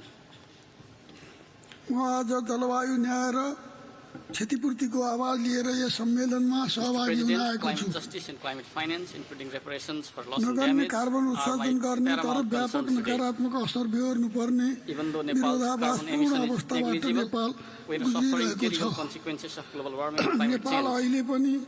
In fact, we are reeling from some recent climate-related disasters, glacial lake outbursts, and devastating floods that caused damages worth tens of billions of rupees. The scale of destruction is so immense that recovery and reconstruction present a severe challenge given our limited resources and capacity. Climate change has affected the whole planet, but its impacts have been especially severe in poor, least developed, developing nations and states. Mr. President, Nepal is committed to utilize natural resources sustainably and prudently. As we implement our ambitious emission reduction targets set out in the second NDC, contributing to the global well-being and protection of Mother Earth, we have increased forest cover and enhanced production and supply of clean energy, to mention a few of our efforts. But the challenges precipitated by global warming and climate change far exceed our capacity and resources to manage them. Mr. President, we are compelled to divert our meager resources originally allocated for poverty reduction towards adaptation and mitigation, which is a grave injustice. Urgent implementation of polluters pay and compensate principle is critical, and they must also take responsibility for reducing emissions. While the pledges for climate funds have been insufficient to begin with, they have also remained unmet. It is even more distressing to note that the targeted communities do not receive the funds due to complicated processes. In this regard, I also call for urgent operationalization of the loss and damage fund, which is intended to support the vulnerable developing countries. Climate finance must recognize the contributions of countries like Nepal in protecting biodiversity, the Himalayan cryosphere, as well as in supplying fresh water. These nations must also be adequately compensated for climate-related loss and damage. I also call for technology transfer and adequate capacity building grants in accordance with the Paris Agreement and the commitment of developed countries. Climate finance must be provided in the form of grants, and this should be disbursed through national treasuries to ensure effectiveness. Mr. President, the vast resources spent for the arms should instead be redirected for adaptation and mitigation efforts to protect human civilization and bequeath a habitable planet to future generations. I hope this conference will make concrete progress towards setting out a clear and security based on the principle of climate justice, equity and capacity, towards limiting global warming to 1.5 degrees and towards ensuring climate justice and sustainable development of least developed and Himalayan nations. As the snow-capped white mountains turn into black rocks, the world needs to recognize that the effects are not limited to the mountainous nations, काला पहाडमा परिणत हुने क्रमले ती मुलुकमा मात्र होइन तल्लो तटीय मुलुकहरूलाई संकटमा पुर्याउँछ भन्ने विश्वले बिर्सनुहुन्न। यसका लागि हिमालदेखि समुद्रको सम्मको एकीकृत समष्टिगत अनुकूलन अवधारणालाई औपचारिक संवादको विषय बनाउन प्रस्ताव गर्दछु। नेपालले यसै अवधारणामा आधारित भई सगरमाथा संवाद कार्यक्रम सञ्चालन गर्न लागेको म जानकारी गराउँदछु। अन्त्यमा हिमालको सुरक्षा भनेकै पृथ्वीको सुरक्षा हो भन्ने सबैले ख्याल गरौँ। धन्यवाद।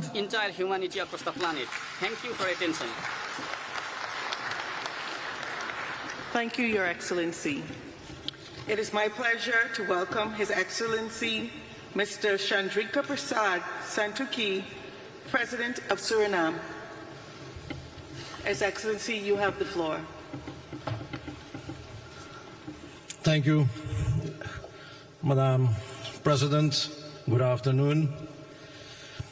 As President, I'm here today to inform the COP that my country, Suriname, a member of CARICOM, a carbon-negative nation, rich in natural resources, is on a path of sustainable green development strategy and is a determined advocate in the fight against climate change. Our vast forests, still covering 93% of our territory, act as a vital carbon sink, absorbing more carbon dioxide than our economy emits, and we are committed to stay carbon negative. CARICOM and CIS nations are facing the injustice of a crisis they didn't cause, a crisis they cannot solve alone, even with their best efforts to cut their emissions, which are now lower than 1%. Developed countries must act now to support the resilience and transition of developing nations. We as CARICOM leaders are committed to stay below 1.5 degrees this century as pledged, and we ask you all to do your part. My country will continue to contribute to our green transition, adapt to climate impacts, and achieve our sustainable development goals through a green development strategy, leaving no one behind. A balanced and responsible exploitation of the oil and gas sector after the announcement of the FID recently will be an integral part of this strategy. Suriname's strong commitment to environmental leadership is evident through our leading position in the Environmental Performance Index in Latin America and being the first country to develop internationally transferred mitigation outcomes ITMOs. Madam President, most CARICOM states lack the financial capacity and resources to recover from escalating climate impacts. Outdated GDP-based criteria keep concessional financing out of the reach of many of us, despite adoption of the multidimensional vulnerability index at the United Nations.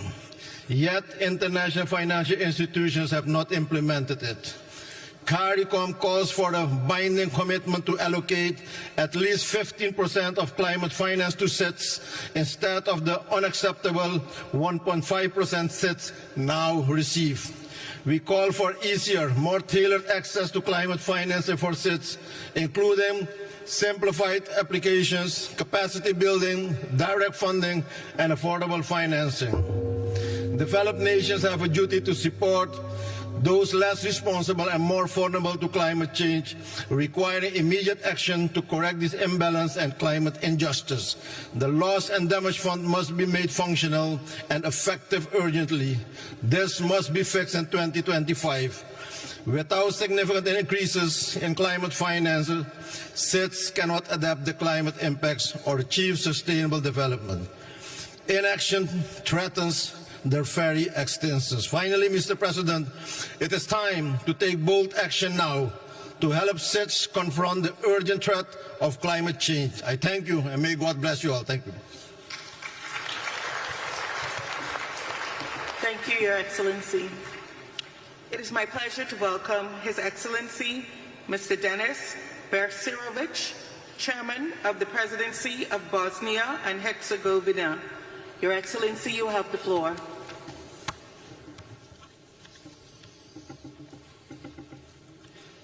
Distinguished Madam President, ladies and gentlemen, first of all, let me thank to host Azerbaijan and United Nations for organizing this important conference. The state of our planet is alarming. Accelerated climate changes are the result of irresponsible human actions. By industrializing the earth, man endangered nature and thus endangered himself. The path our civilization is currently on is leading to catastrophe. One of the key problems today is the complete erosion of moral. We are witnessing that some big countries preach heaven but practice hell. Because of such policy, both people and nature are suffering. One of the biggest obstacles in the fight against the climate crisis is state egoism.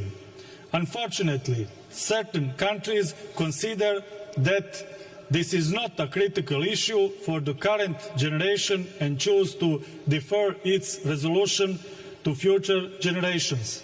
This mindset is deeply wrong. The challenges are different for each of our countries, but the goal is the same. Let's be on the same side in the fight against the climate crisis. The growing climate crisis requires us to make changes in our value system.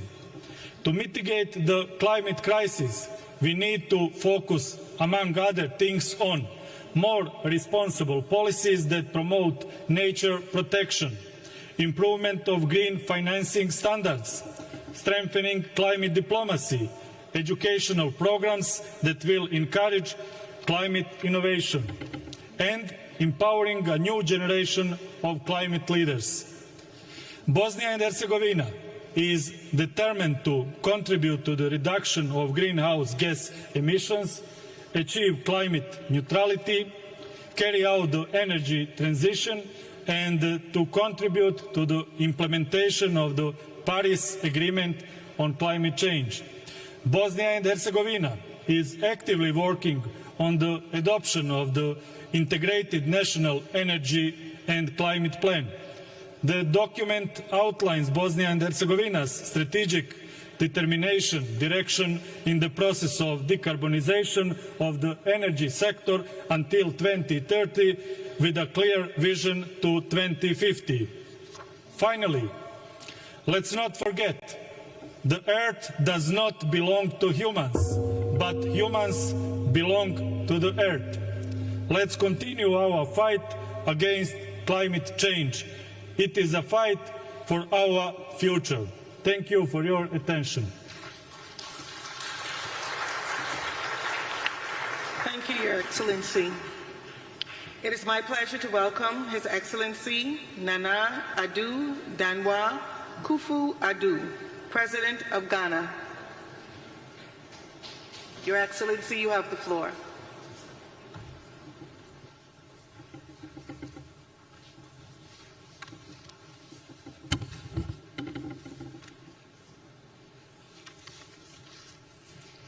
Chairperson, Excellencies, distinguished leaders, Ghana thanks Azerbaijan for her warm welcome and congratulates her for assuming the chairmanship of COP with dedication to our shared future, as I attend COP for the last time as President of the Republic of Ghana.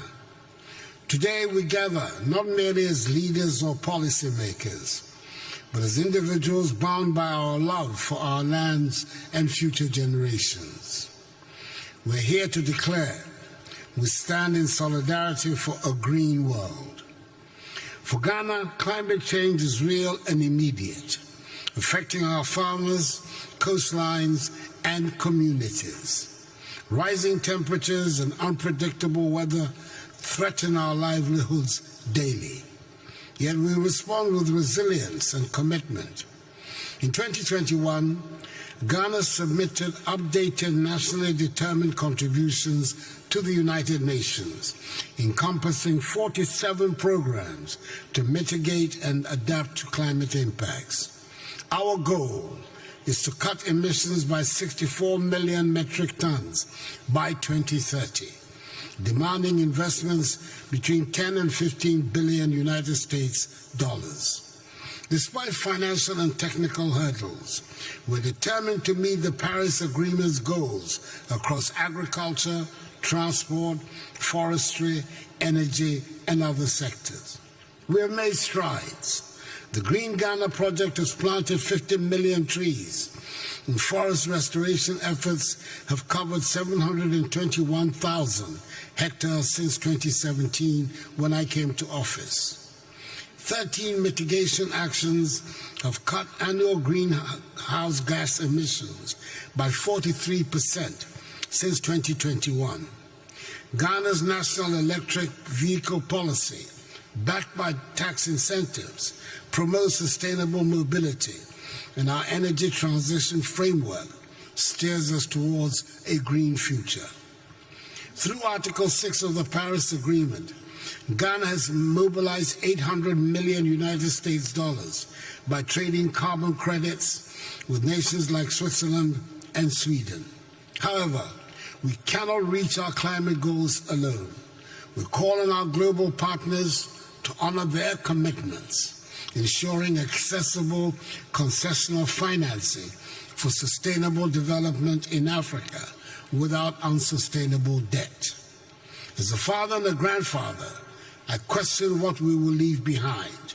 What world will we leave behind? Our children's future hinges on our decisions. That COP29 here in Azerbaijan mark a pivotal shift from dialogue to decisive action. Let us act boldly, showing future generations that we fought for them. Ghana stands united with the world for a green, resilient tomorrow. Madam Chair, thank you very much. Thank you, Your Excellency. It is my pleasure to welcome His Excellency Mr. Kurulsuk Akna, President of Mongolia. Your Excellency, you have the floor.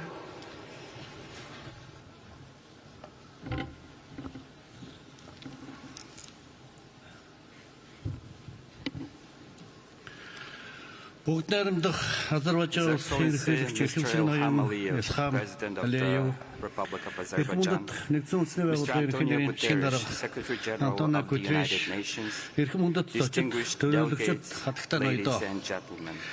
Байгалийн хүчин зүйл хүний үйл ажиллагааны цөрөг нөлөөгөөр дэлхийн уур амьсгалын өөрчлөлт хурцтай явагдаж, дэлхийн техникийн тогтвортой хөгжил, хүн төрөлхтний амьдрал цөргөөр нөлөөлж буй энэ цаг үед та бид улсын мандатаар хамтын хүчин чармайлт үйл ажиллагаагаа улам эрчимжүүлэх шаардлага зүй ёсоор тавигдж байна. Улс орны Парисын хэлцээр хүлээсэн үүрэг амлалтаа биелүүлэх боломж олон бүр буурсаар байгааг Нэгдсэн үндэсний байгууллагаас та бидэнд байнга анхааруулж байгаа. Нэгдсэн үндэсний байгууллагын ерхий нэрийн бичгийн дарга Антонио Гутерриш амжилтгүй мандаад биелүүлэхгүй үүрэг амлалт асар их алдагдсан боломжоо шалтгаалж ам ажлын зөрүүний ангал хавцад үүслэх хэмээн хэлснийг бид онцгой анхаарч ажиллах шаардлагатай байна. Тиймээс өнөөдөр хүн төрөлхтөн их байгалыг хэрэгшээх бас энэрийн хүндэтгэх нэгэн зорилгодоор хамтан ирээдүйн төлөө нэгдэж улс орон бүр илүү бодит үр дүнд хүрэхийн тулд төр хувийн хөвшил, иргэний нийгэм зэрэг нийгмийн бүх бүлгүүдийг хамарсан үндэсний хэмжээний зөвшөлтсөл, нэгдэл бодлого, харилцан ойлголцлыг бэхжүүлэх явдал шаардлагатай байна. Хэрвээ хүн төрөлхтөн ихтгэлийг хамгаалах уур амьсгалын өөрчлөлт, газрын доройтол, биологийн олон янз байдлын хомсдолтой цаг алдалгүй эрс шийдэмгүй тэмцэхгүй бол их дэлхий цаашид та биднийгүйгээр оршин тогтнох өөрийн замаа сонгох болно. Их байгальтайгаа зүйс зохистой зэрэгцэн орчин хүн төрөлхтний оршин тогтчийн үндэс болгыг бид хизээч мартаж болохгүй. Ялангуяа хөгжиж болон уур амьсгалын өөрчлөлтөд өртөмтгий эмзэг улс орнуудын хувьд өрийн хэмжээ өндөр, дотоод төсөв, санхүүгийн нөөц боломж бага байгаагаас тэдгээр улс орнууд Парисын хэлцээрээр хүлээсэн үүрэг амлалтаа амжилттай бүрэн биелүүлэхэд санхүүгийн эрсдэлтэй нүүр тулж байгаамаа. Тиймээс энэ удаагийн 29-р баг хурлаар дэлхийн удирдагчид, улс орнууд, ялангуяа хөгжиж буй орнуудын тэргүүлэх чиглэл, хэрэгцээ шаардлагыг харгалзан үзэж, уур амьсгалын санхүүжилтийн нэгдмэл хамтын шинэ зорилгыг дэмжин баталж, уур амьсгалын санхүүжилтийг эрс нэмэгдүүлэх шаардлагатай байгааг бас онцлон тэмдэглэж байна. Монгол улсын хувьд Парисын хэлцээрээр хүлээсэн үүрэг амлалтаа бүрэн амжилттай хэрэгжүүлэхэд ойролцоогоор дотоодын нийт бүтээгдэхүүний 50% тэмцэх хэмжээний санхүүжилт шаардлагатай байгаа. Энэ хүрээнд манай улс сэргээлт гэрчим хүч, ногоон хөдөө аж ахуй, ой салбарын санхүүжилт, хөрөнгө оруулалтыг нэмэгдүүлэх зорилгоор хууль эрх зүй, бизнес орчны хөгжлөлтийг бас хийж байна. Тухайлбал манай улс тэр өмнөд үндэсний хөдөлгөөний хүрээнд олон улсын хамтын ажиллагаа, хөрөнгө оруулалтыг нэмэгдүүлэх, мөнхийн Монгол байгаль хамгааллын байнгын санхүүжилтийн тогтолцоог бүрдүүлээд байна. Эрхэм хүндэт хурлын дарга Нэгдсэн үндэсний байгууллагын эмэгтэйчүүдийн байгууллагын судалгаагаар хэрв дэлхийн нийт уур амьсгалын өөрчлөлтийг саруулах зорилготой хүрч чадахгүй тохиолдолд 2050 хүртэл 160 сая орчим охид эмэгтэйчүүд шинээр ядууралд өртөж, 240 сая орчим охид эмэгтэйчүүдийн хүнсний аюулгүй алдагдах эрсдэлтэй байгааг анхааруулсан байна. Тиймээс Монгол улс өнгөрсөн 8 дугаар сард Нэгдсэн үндэсний байгууллагатай хамтран дэлхийн эмэгтэйчүүдийн чуулга уулзалтыг ногоон ирээдүйн төлөө урьяндуур эх орондоо амжилттай зохион байгуулсан. Тогтвортой хөгжлийн ирээдүйн төлөөх Улаанбаатарын тунхлыг гарган уур амьсгалын өөрчлөлтөд тэмцэхэд эмэгтэйчүүдийн оролцоо мандатыг нэмэгдүүлэх өрөөнийг дэлхийн улс орнуудад дэвшүүлээд байна. Түүнчлэн энэхүү санаачлах Нэгдсэн үндэсний байгууллагын ерөнхий ассамблеийн баталсан 2025 оныг хоршоолын олон улсын жил болгон тэмдэглэх тухай, 2026 оныг бэлчээр ба нүүдлийн мал аж ахуйн олон улсын жилээр зарлах тухай тогтоолыг хэрэгжүүлэх болон цөлжилтөд тэмцэх Нэгдсэн үндэсний байгууллагын конвенцийн талуудын 17 дугаар баг хурлыг 2026 онд Улаанбаатар хотноо зохион байгуулах бэлтгэлийг хангахад чухал хүнд нэмэр болно гэж бид үзэж байна. Мөн Монгол улс хөлөмжийн хийг бууруулах, шингээлтийг нэмэгдүүлэх олон улсын хамтын нийгэмлэгийн хүчин чармаатыг бүрэн дэмжиж, Парисын хэлцээрээр хүлээсэн үүрэг амлалтаа биелүүлэхийн төлөө хувь нэмрээ оруулан бүхий боломжоо дайчлан ажиллана гэдгээ бас үгээр дахин нотолж байна. Мөнх хөх тэнгэр хүн төлөвлөсөн биднийг үн мөнхөд ивэж, дайн дэлхий амар амгалан байх болтугай. Баярлалаа. Баярлалаа. Thank you. Thank you, Your Excellency. It is my pleasure to welcome His Excellency, Mr. Teya Asiti Selassie Amdi, President of Ethiopia. Your Excellency, you have the floor. Thank you. Thank you, Madam President. Excellencies, heads of state and governments, distinguished dignitaries, I express my sincere gratitude to the government and people of the Republic of Azerbaijan for their gracious hospitality. Under the Azerbaijan's leadership, we aspire and hope to translate our Paris Agreement commitments into tangible actions. We must collectively reverse humanity's trajectory of destruction and do justice to the victims of climate change, particularly vulnerable nations in Africa and small island states. Without probing into the familiar debates, Excellencies, I wish to outline 5 initiatives Ethiopia has employed to enhance our collective climate effort. First, under Ethiopia's Green Legacy Initiative, we were able to plant 40 billion seedlings, expanding our forest coverage to 23.6% with the potential to sink 10 billion tons of carbon. We have allocated 1% of our national budget for the Green Legacy and Land Restoration Fund. This initiative can be scaled up, and we urge global support for this endeavor. Second, our heat-resistant wheat project yielded 107 million quintals of wheat in 3 years, making our food system carbon negative and our crops climate resilient. With adequate financial support, Ethiopia's model can be replicated globally. Third, as part of our national determined contributions, Ethiopia has demonstrated measurable and implementable renewable energy by heavily investing in hydro-based and diversified clean energy generation. We have accomplished this by leveraging our own domestic resources. It is in this light that we are successful integrating energy grids in the region as well. 4, cognizant of the fact that urban green space have declined, Ethiopia, through its corridor development program, prioritizes people-centered and climate-smart approach to reverse this alarming trend.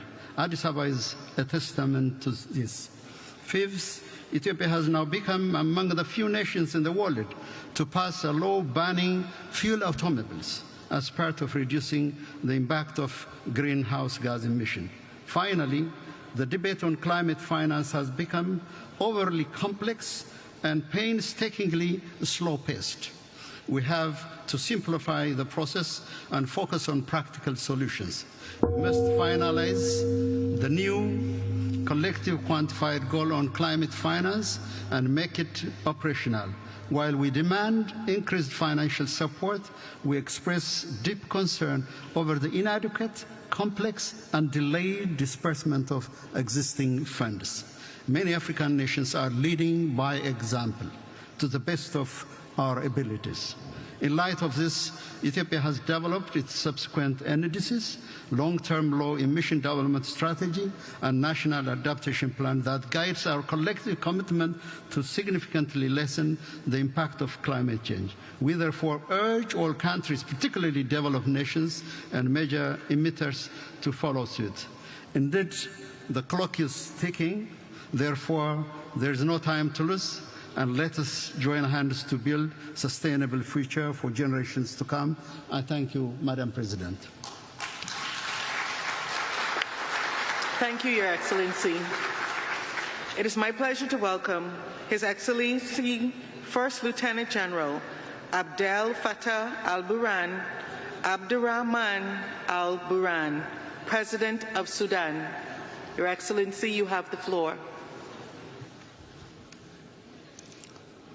بسم الله الرحمن الرحيم. سيد الرئيس، حضور جميعا، السلام عليكم ورحمة الله وبركاته. يسرني أن أتقدم أولا بالشكر لفخامة الرئيس إلهام علييف رئيس جمهورية أذربيجان ولسيد الأمين العام للأمم المتحدة على تنظيم هذا الملتقى الهام، متمنيا التوفيق والنجاح لأعمال الدورة 29.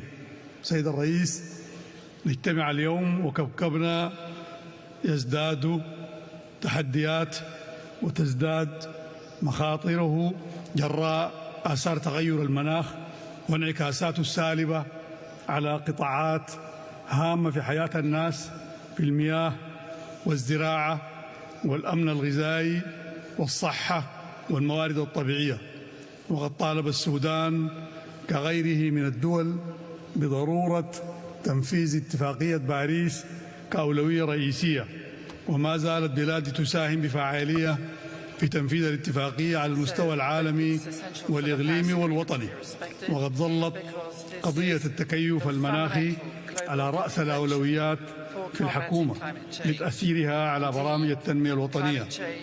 سيد الرئيس، حضور الكرام، إنما تتعرض له بلادي من عدوان تسنه عليه ميليشيا الدعم السريع المتمردة، وما سببته هذه الحرب من أضرار بالغة بالدولة وبنيتها الاقتصادية والبيئية، حيث تضررت البيئة ضررا مزدوجا. فمع تغير المناخ ساهمت الممارسات غير المستدامة الناتجة عن الحرب مثل زيادة قطع الغابات والنزوح الداخلي وهجر الأراضي الزراعية وزيادة التلوث الناجم عن مخلفات الحرب نتيجة لتدمير البنية التحتية. رغم ذلك اتخذنا في حكومة السودان العديد من السياسات والإجراءات، واعتمدت الحكومة خطط وبرامج لزيادة كفاءة الإنتاج وزيادة نسبة الاعتماد على الطاقات البديلة. سيد الرئيس، ختاما، تظل قضايا التمويل وتوطين واستدامة التنمية من أهم المطلوبات من المجتمع الدولي والدول المانحة لمساعدة الدول النامية والأقل نموا لإيجاد الحلول لقضايا تغير المناخ والتكيف للإيفاء بالالتزامات التي تعين دولنا على ذلك. السلام عليكم ورحمة الله وبركاته. Thank you, Your Excellency. It is my pleasure to welcome Her Excellency Ms. Mia Sandu, President of the Republic of Moldova. Your Excellency, you have the floor.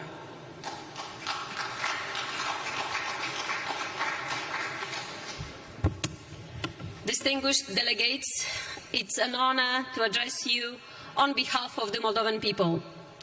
My deep gratitude goes to His Excellency President Aliyev and the government of Azerbaijan for hosting COP29 in Baku. Ladies and gentlemen, Moldova exemplifies the injustice of climate change. While contributing a mere 0.03% of global emissions, we are Europe's most vulnerable country to climate impacts. For Moldova, climate change is not a distant threat. It is a present reality impacting our daily lives, economy, and especially our rural communities who depend on agriculture. Rising temperatures, prolonged droughts, and erratic rainfall are reducing yields in crops like wheat and corn, while Moldova's vineyards, central to our economy and heritage, face new challenges. Access to water is increasingly strained, affecting both agriculture and daily life. Small and developing economies worldwide share this burden, often lacking the resources to recover. This underscores the urgent need for an equitable, accessible climate finance system that prioritizes vulnerable nations and builds resilience. It's only fair that we count on support from major economies. To expedite climate action, existing funds and programs must also cut through the bureaucratic delays, which can span years. In Moldova, we're doing our part. Despite multiple crises due to Russia's brutal war against Ukraine, which impacts our economy significantly, we launched a national afforestation program, an effort to expand forest cover by 5%, showing our commitment to a greener future. Despite limited resources, we pursue this goal for the health of our planet and future generations, improving air quality, biodiversity and land. The recent global energy crisis spurred us into swift action. We're reducing consumption through energy efficiency and expanding renewables. Yet, afforestation and decarbonization are costly, and with greater support, we could accelerate this existential work. Ladies and gentlemen, time is running out. Global warming won't wait until other crises are resolved. History will judge us if we fail to act, risking vast areas of our planet becoming unlivable. Our solidarity today will shape the Earth's future. Thank you. Thank you, Your Excellency.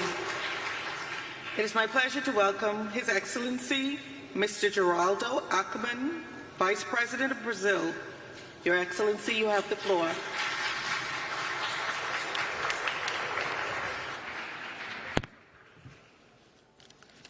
Senhora Presidente, senhoras Madam e Chairman, senhores, ladies and gentlemen, o percurso e os esforços the pathway diplomáticos and the da diplomatic Convenção do efforts Clima, of the Climate Convention, iniciados em which began in 1992 no Rio de in Rio de Janeiro, Brasil, nos trazem now agora bring a us to Baku, no Baku in Azerbaijão, Azerbaijan para a for COP29. COP29. Cada uma das etapas step desse caminho along this path representa represents avanços both e progress hesitações and do hesitations multilateralismo of na tarefa multilateralism de in the atingir task metas of achieving ambientais common comuns environmental e na goals capacidade de and in our estarmos à ability to altura dos rise desafios. to the challenges. A Conferência de Baku The Baku aspira a Conference definir aims to o novo define the objetivo new de climate financiamento finance climático. target.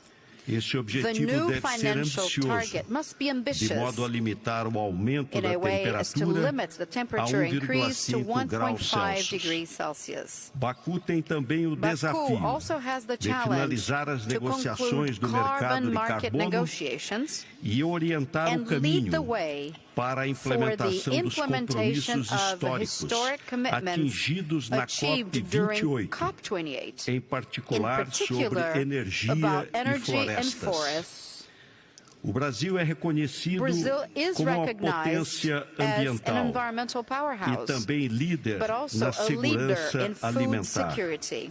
Temos a We maior have floresta the largest tropical do tropical mundo. forest in the whole wide Temos world. a matriz We have the energética mais cleanest limpa energy matrix entre as grandes among the major economias. economies. Uma agricultura eficiente Efficient e and green verde. agriculture. E, sobretudo, And above all, temos a we are consciência aware e o and comprometimento to the de que fact só há that there futuro is no se future for without sustentável. sustainability. Estamos We implementando are o Plano implementing Clima, the climate que servirá plan, como which guia will serve as a da guide política for Brazilian climática climate brasileira policy até until 2035. 2035. Firmamos também o We have Pacto also pela signed the Transformação Pact for Ecológica Ecological entre os Transformation três poderes between the three do Estado branches of brasileiro government of para a Brazil, implementação with the do support qual é fundamental of which is a fundamental participação the da sociedade participation of civil. civil society. Precisamos de We medidas need concretas concrete measures e no ritmo at the necessário. right pace. Terei a honra de I will have apresentar the nessa honor of presenting COP29 a at the NDC do Brasil. COP29, Nossa meta Brazil's reflete NDC. nossa mais Our alta target ambição, reflects our highest a ambition redução de to reduce emissões emissions de até by up to 67% até by 2035, 2035, comparada ao ano compared de to the year of 2005. 2005. Ambiciosa, certamente, Certainly ambitious, mas também but factível. also feasible. Para isso, entretanto, To do this, precisaremos however, we will juntos need to work together assegurar as to condições e ensure meios the appropriate de conditions and means implementação of adequados. implementation. Nossa NDC Our NDC é muito mais is do que much more than simplesmente uma simply meta de an redução emissions reduction de emissões target para for 2035. 2035. Ela reflete a visão de um país que se volta para o futuro e que está determinado a ser protagonista da nova economia global, com energias renováveis, combate à desigualdade e comprometimento com o desenvolvimento sustentável. O sucesso da COP29 é parte fundamental para o sucesso da COP30. que teremos o orgulho de sediar em Belém, no Brasil, e também para a resposta global à mudança do clima. A omissão de agora custará muito para o depois. Em nome do presidente Lula, I hope to see you next year in Brazil. Thank you. I hope to see you next year in Brazil. Thank you. Thank you, Your Excellency. It is my pleasure to welcome His Excellency Mr. Philip Isidore Mapango, Vice President of the United Republic of Tanzania. Your Excellency, you have the floor.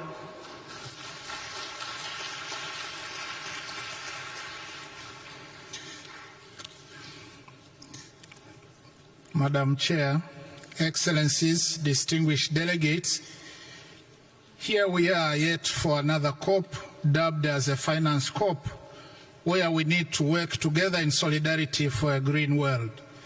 We meet at a time when the greenhouse gas emissions and temperatures are rising to record-breaking levels with dire consequences, particularly to developing countries. Climate change is not a distant concern, but a current reality. The last few weeks have seen catastrophic flooding in Spain, devastating fires in the Amazon, and torrential rains displacing millions in South Asia. My country has also not been spared by such catastrophic events, and they are costing us 2 to 3% of our GDP lost annually. While a total of $19.2 billion will be needed by 2030 to deliver on our NDCs, so far only about $500 million have been received, necessitating use of our own internal resources at the expense of other development projects and increasing our debt burden. And this scenario is now the order of the day across Africa. And this is obviously inappropriate and unethical for adaptation, loss damage, and for Africa that never caused this problem. Since Copenhagen, the promise of real finance has been elusive. The finance COP, therefore, must move from empty rhetoric and come up with bold decisions that address the financing needs of countries corresponding to the urgency of the climate crisis. We look forward to a fit-for-purpose new collective quantified goal to replace the $100 billion goal agreed in 2009. This is indeed an opportunity to drive systemic change in climate finance, because what will be agreed will inform climate action or inaction for years to come. Climate finance is about responsibility and justice as agreed, and therefore COP29 must also maintain the momentum on loss and damage so that the fund does not become an empty shell, negating the gains made last year at COP28 in Dubai. Excellencies, Tanzania remains committed to contribute to global efforts to combat climate change. We are using own resources on projects that foster development and those that supply clean energy, environmentally friendly transportation systems, improved early warning systems, and waste management. In addition, Tanzania has a total area of 48.1 million hectares of forest reserves, with an estimated carbon storage potential equivalent to 2% of the world's total carbon. Also, Tanzania has territorial sea area covering 64,500 square kilometers, which provide a big potential for blue economy. We are committed to continue conserving these critical marine and forest ecosystems. Indeed, we are already acting in solidarity for a green world, even with our own meager resources. Yet the challenge we are facing is that carbon markets are not yet fully defined, and thus denying our countries the payments they deserve. There is lack of information and capacity to participate gainfully in carbon markets. To conclude, let me emphasize that we cannot talk about a just transition without focusing on clean cooking. That matters greatly to the majority of Africans. About 900 million people in Africa still cook using biomass fuels, resulting into deforestation, loss of carbon sinks, and deaths due to smoke-related diseases. For this reason, my president, Dr. Samia Suluhu Hassan, decided to champion clean cooking on the African continent, and we call on COP29 to take up clean cooking as one of the priority areas under just transition and mitigation finance discussions. As a show of leadership, Tanzania is implementing the clean cooking strategy to ensure the availability of clean, safe, and affordable cooking energy to about 80% of households by 2034, and has launched a Pan-African Women Clean Cooking Support Program that requires financial support of about $4 billion annually by 2030 to transform the continent with clean cooking solutions. Madam Chair, thank you. Thank you, Your Excellency. It is my pleasure to welcome His Excellency Mr. Temimoko Mailet Kone, Vice President of Côte d'Ivoire. Your Excellency, you have the floor.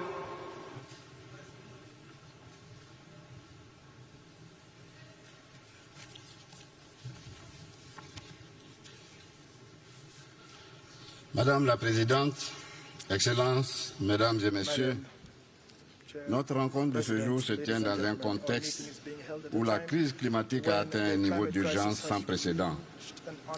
Le dernier rapport des Nations Unies sur le climat est alarmant. Notre planète se réchauffe à un rythme inquiétant qui nous éloigne de l'objectif de 1,5 degré Celsius fixé à Paris. L'humanité est à un tournant décisif et nous devons agir rapidement et collectivement pour faire face aux phénomènes climatiques de plus en plus destructeurs. Aucun pays ne semble d'ailleurs épargné. En Côte d'Ivoire, les actions audacieuses sont en cours. Sans ces actions, notre PIB pourrait baisser de 13% d'ici 2050 et près de 2 millions d'Ivoiriens pourraient basculer dans l'extrême pauvreté. Il est clair que les conséquences économiques, sociales et sanitaires seront inévitables si nous demeurons passifs. C'est pourquoi, sous le leadership de son Excellence M. Alassane Ouattara, président de la République de Côte d'Ivoire, notre pays a pris des mesures fortes qui confirment notre engagement dans la mise en œuvre de l'accord de Paris. Cette année, nous avons conclu avec le Fonds monétaire international la facilité pour la résilience et la durabilité et exploré, en collaboration avec de nombreux partenaires, dont la Banque mondiale, des solutions de financement innovantes. Parallèlement, nous avons renforcé notre gouvernance en créant une commission nationale sur les changements climatiques et un bureau du marché du carbone. Nous avons ainsi adopté un projet de loi sur le climat. Aujourd'hui, la Côte d'Ivoire est prête à intégrer le marché international de carbone avec des réductions d'émissions de haute intégrité liées à la préservation forestière. Excellences, Mesdames et Messieurs, nous devons nous rendre à l'évidence. Les drames liés au climat, ainsi que la disparition rapide de la riche biodiversité de notre planète, menacent fortement notre avenir commun. Face à la gravité de cette situation, la Côte d'Ivoire appelle au respect des engagements pris lors des COP28, de la COP28 et lors des conférences précédentes, notamment l'abonnement des fonds pertes et dommages et la mobilisation des ressources attendues par l'Afrique et les pays en développement pour mieux s'adapter au changement climatique. Mais au-delà, les grandes économies doivent réduire drastiquement leurs émissions de gaz à effet de serre pour faciliter l'accès aux technologies climatiques et accélérer le financement de la transition énergétique des pays en développement. L'Afrique, qui fournit l'essentiel des matières premières stratégiques, doit légitimement bénéficier des ressources suffisantes pour financer sa transition énergétique sans s'endetter davantage. Mesdames et Messieurs, cette conférence se doit d'être plus que jamais à la hauteur des attentes des populations du monde. À cet effet, les pays développés ont l'impérieux devoir de rehausser leur action en faveur du climat.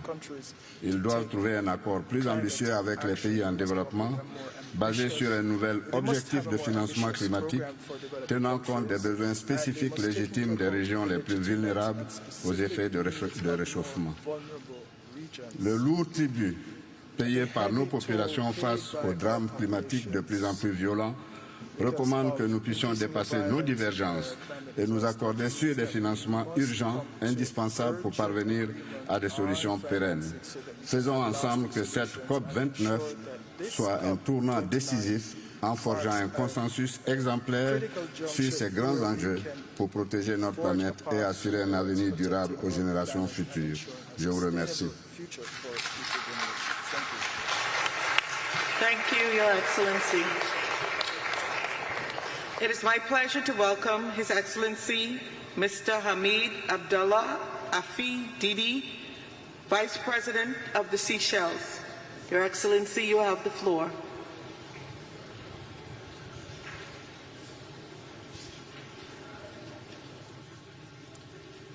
Thank you, Madam President, distinguished delegates, ladies and gentlemen. It's a great privilege to stand in front of you and to present the position of Seychelles. Tiny group of islands of only 100,000 people, 115 islands. Most people live on about 3. Our land area is about 455 square kilometers. This is less than the size of Munich in Germany. But our maritime area is 1.374 million square kilometers. This is the size of France and Turkey put together. So 100,000 people managing a huge maritime space the size of France and Turkey. What are we doing in Seychelles to protect the environment and to protect the planet? Madam Chair, the UN has set all of us countries goals that we have to protect 30% of our land, fresh water, and our oceans by 2030. 30%. Of our little amount of land, we've protected half already. Of that huge expanse of sea that we have, we've already protected 32%. In other words, we have achieved the UN 30 by 30 4 years ago. So the Seychelles has performed. And in fact, of the sea area that we're protecting, there's an area called Saia de Mala, which is the size of Switzerland. And it's actually a seagrass meadow. What does it do? It absorbs carbon emission. So our output, we emit about 600,000 tons, but our seagrass meadow absorbs 18 million tons. So in other words, for every ton that we put out, we absorb 30 tons from the rest of the world. Having done all of that, what do we find? Rising sea level. It's threatening our port, our airport, our housing infrastructure, our fuel farm, our power station, our courts. Everything is being threatened. We have to relocate our houses. We have to relocate infrastructure. It may cost us $15 to $20 million to relocate houses, $15 to $20 million to relocate infrastructure. Where will we get the money for this? Well, there's been a lot of pledges through COP28, 27, 26, now 29. And adaptation fund, the loss and damage fund, $700 million. But the mechanisms aren't clear. What Seychelles is asking, COP29, let's make this a resolution that we shall ask that the mechanisms to release those funds be decided. Just like the gong just went now, if this could have been done every time it made a boom, we could have released $1 million. I think this afternoon Seychelles would have had all the money that it needed to restore a lot of its damaged environment. So I say to COP29, and I say to the world, let us do all we can to put the words into action. There are countries punching way above their weight. Seychelles is doing its best to help the world. Please help us. Let's make these promises become a reality. Thank you very much. Thank you, Your Excellency. It is my pleasure to welcome Her Excellency, Ms. Esperanza Maria Ecuador Francisco de Costa, Vice President of Angola. Your Excellency, you have the floor.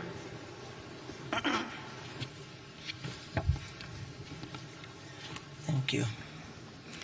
Excelências, chefes de Estado e de Governo, minhas senhoras e meus senhores, é com a mais elevada honra que me dirijo às distintas delegações presentes à 29ª Conferência das Partes da Convenção Quadro das Nações Unidas sobre as Alterações Climáticas, apresentando os cumprimentos de Sua Excelência João Manuel Gonçalves Lourenço, Presidente da República de Angola, a quem tenho a honra de representar neste evento. Permitam-me agradecer a Sua Excelência Ilham Aliyev, Presidente da República do Azerbaijão, pela hospitalidade nesta linda cidade de Baku. Saúde igualmente o Secretariado pelo árduo trabalho e diálogos mantidos que têm permitido aproximar a importância dos marcos globais assumidos desde a assinatura do Acordo de Paris e das conferências já realizadas. Nesta conferência, precisamos de proteger os progressos alcançados na COP29 e converter os compromissos assumidos em ações concretas. Só poderemos cumprir os objetivos do Acordo de Paris se todos os países dispuserem dos meios para acelerar as medidas de atenuação às alterações climáticas e de adaptação. Consideramos fundamental envidar mais esforços para aumentar rapidamente o financiamento da adaptação e fazer com que os mercados internacionais do carbono funcionem para todos. Criar mecanismos para acompanhar e garantir que os fundos prometidos sejam cumpridos, bem como operacionalizar plenamente o Fundo de Perdas e Danos, identificando mecanismos de acesso simplificados e eficientes para financiamento aos países em desenvolvimento, que são os mais afetados pelos impactos climáticos. Minhas senhoras e meus senhores, a República de Angola, à semelhança de outros países da região africana, tem vindo a enfrentar desafios diversos, gerados por impactos significativos das alterações climáticas. A Estratégia Nacional para as Alterações Climáticas até 2035 integra, por isso, questões sobre as alterações climáticas de forma transversal nas políticas nacionais, bem como o financiamento, a melhoria da pesquisa, a observação e a análise dos cenários climáticos, de modo a identificar os múltiplos perigos e partilhar dados para responder aos diferentes problemas ligados às alterações climáticas, incluindo as migrações forçadas. A seca e a desertificação no sudoeste de Angola continua a ser a principal preocupação do governo, pois tem-se refletido negativamente nas comunidades e nos programas de desenvolvimento. Angola continua a implementar o programa de combate aos efeitos da seca na região sul de Angola, com a construção de novas barragens. Visamos promover o desenvolvimento agropecuário, o fortalecimento da segurança alimentar, conferindo maior resiliência às comunidades. Por outro lado, está em curso o Plano Nacional de Adaptação às Alterações Climáticas e em revisão a NDC para 2025, que concentrar-se-á nos setores de transporte e energia. Destacamos os esforços para o fortalecimento da matriz energética nacional com energias renováveis, contribuindo atualmente com 66% de energia proveniente de projetos fotovoltaicos e hidroelétricos, que se prevê escalar os 72% até ao final de 2027, refletindo o compromisso em abordar a poluição, a redução da emissão e promover uma transição para uma economia de baixo carbono.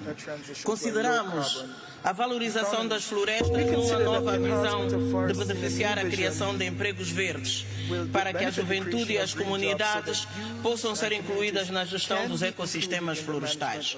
Continuamos a envidar esforços para o aumento das áreas de conservação terrestre e iniciamos um vasto programa de identificação de zonas marinhas ecologicamente significativas que permitirão a criação de redes de áreas marinhas protegidas, fator-chave no desenvolvimento da economia azul. Assim, temos concebido estratégias, programas e projetos diferenciados para intensificar os compromissos globais em relação às metas climáticas e, simultaneamente, garantir a melhoria das condições de vida das populações, reduzindo a pobreza e propiciando um ambiente de harmonia na região da África Austral, através da cooperação profícua por via da gestão partilhada de recursos hídricos transfronteiriços. Minhas senhoras e meus senhores, as nossas perspectivas não poderão ser alcançadas com tensões e conflitos que emergem no contexto internacional.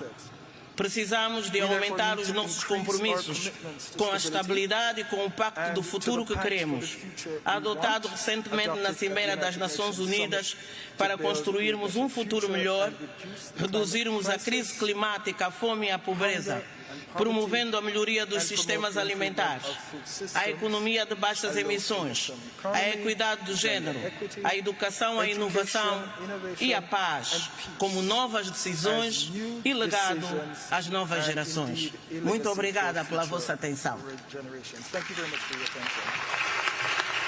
Thank you, Your Excellency. It is my pleasure to welcome His Excellency Mr. Abdallah Alamini Bazwa, Vice Chairman of the Presidential Leadership Council of Yemen. Your Excellency, you have the floor.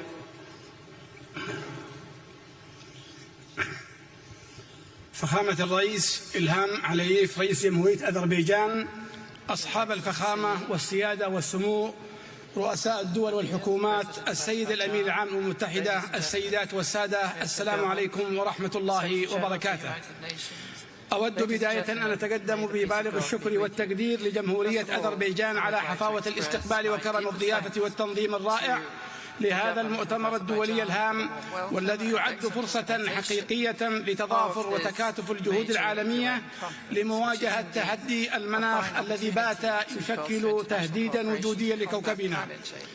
إننا نجتمع اليوم في مدينة باكو حاملين هموم كوكبنا على أكتافنا، هموم تتجاوز الحدود والجنسيات لتجمعنا جميعا تحت سقف واحد، سقف الحفاظ على هذا الكوكب الذي هو موطننا المشترك. ولن أسترسل في توصيف المخاطر العالمية للتغيرات المناخية بعد أن أشار إليها الكثيرون من على هذا المنبر الدولي الرفيع، لكني سأتناول الموضوع من ناحية تأثر بلدي اليمن بهذه التغيرات المناخية. فاليمن تعصف به أزمات عميقة سياسية وأمنية واقتصادية وإنسانية، تتقاطع أيضا مع أزمة مناخ عالمية تتمثل في موجات جفاف وتصحر متسارع وارتفاع درجات الحرارة ومستوى سطح البحر وأعاصير مدمرة، وكلها عوامل تفاقمت بسبب التغيرات المناخية المعقدة. وكل هذا زاد من هشاشة وضعنا الإنساني والاقتصادي الناتج عن حرب مستمرة منذ ما يزيد عن 10 سنوات أشعلتها الميليشيا الحوثية الإرهابية المدعومة إيرانيا. وقد تسببت هذه الحرب بتدمير البنى التحتية ونزوح ملايين اليمنيين وأضرار فادحة في الأرواح والممتلكات، ليشمل ذلك زراعة الميليشيات لملايين الألغام وتهديد البيئة البحرية بهجماتها الإرهابية على السفن التجارية في البحر الأحمر وخليج عدن والبحر العربي. إن أثر هذه الحرب يفاقم من صعوبة مواجهة تحديات المتغيرات المناخية.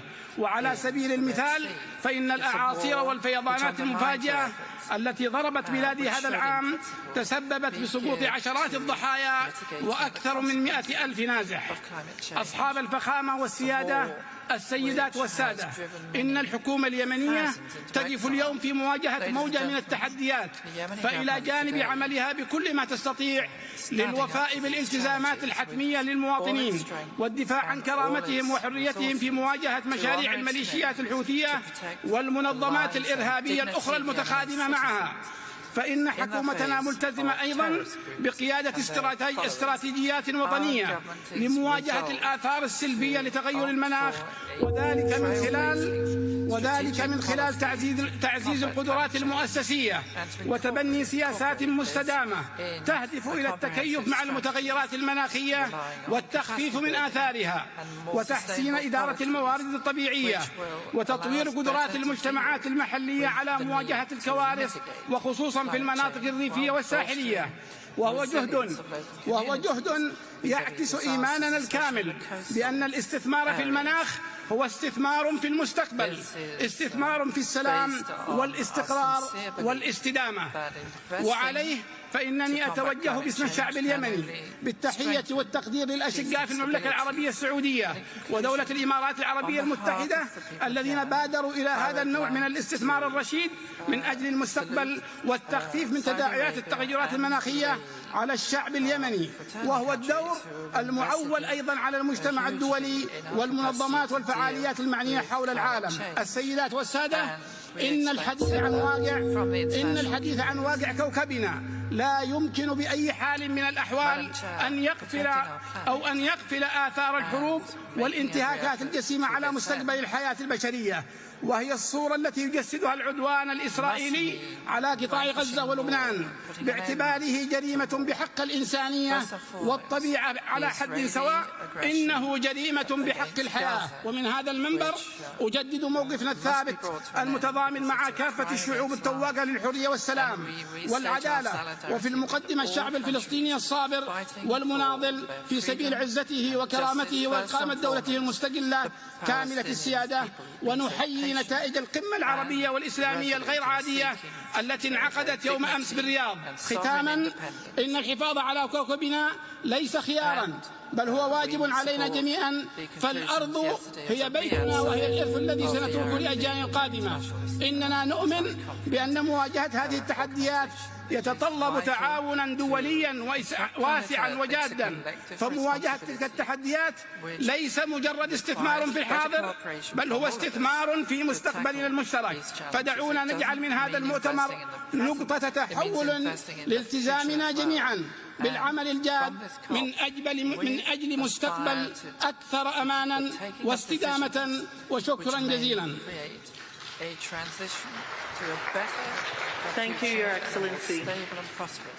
It is my pleasure to welcome His Excellency Mr. Michael Bisbut-Usi, Vice President of Malawi.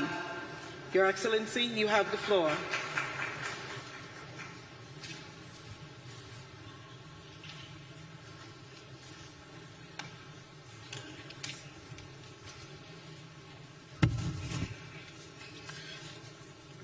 Madam Chair, Your Excellencies, I bring to you greetings from the President of the Republic of Malawi, Dr. Lazarus Makafe Chakwera, and the people of Malawi. It is an honor for me to join you here today in Baku at this COP29 summit. This gathering is a powerful reminder of our collective duty. The duty is to secure a healthy, resilient, and sustainable planet for generations to come. Your Excellencies, I'm also profoundly honored that at this conference I am wearing two hats, representing my country, Malawi, as well as the voices of 45 other nations in the least developed countries group. Excellencies, in Malawi, the climate change is not a distant abstraction. We see its effects firsthand, and we feel its impact each day. Devastating floods, prolonged droughts, and unpredictable weather patterns continue to disrupt lives, destabilize livelihoods, and threaten the well-being of future generations. For a country like Malawi, the consequences are not only economic, but also deeply inhumane. The catastrophe comprises food security, public health, and infrastructure development, exacerbates poverty, and undermines our hard-won development gains. However, in all these hardships and obstacles we are facing, Malawi remains steadfast in its commitment to climate action. Yes, as we said, we are a small country with a big heart, the big heart to surmount our hardships. Through our national determined contributions, we have committed to ambitious targets for reducing greenhouse gas emissions, enhancing climate resilience, and transitioning to sustainable energy sources. Yes, with adequate resources and partnerships, we believe these targets can transform our communities, strengthen food security, and empower our people to thrive in the face of climate changes. Your Excellencies, like I said earlier, that I am also speaking on behalf of all least developed countries, I would like to make the voice louder that the hour for change is now. COP29 is not simply a conference, it is a call to action, a defining moment for our collective future. This conference follows a landmark decision and a global stake we made last year in Dubai, which reinforced that we must do more and we must do it with great resolve. As LDC's community, we call out upon all the parties to implement the recommendations from the global stock tech, particularly enhancing climate finance, accelerating clean energy transitions. We must collectively accelerate our transition to renewable energy and reduce dependency on fossil fuels. Strengthening adaptation, prioritizing loss and damage. This fund must be designed to directly benefit those who have suffered the most and with flexibility to meet the specific needs to each affected nation. I thank you all. Thank you, Your Excellency. It is my pleasure to welcome His Excellency Mr. Jeremiah Kapang Young, Vice President of Liberia. Your Excellency, you have the floor.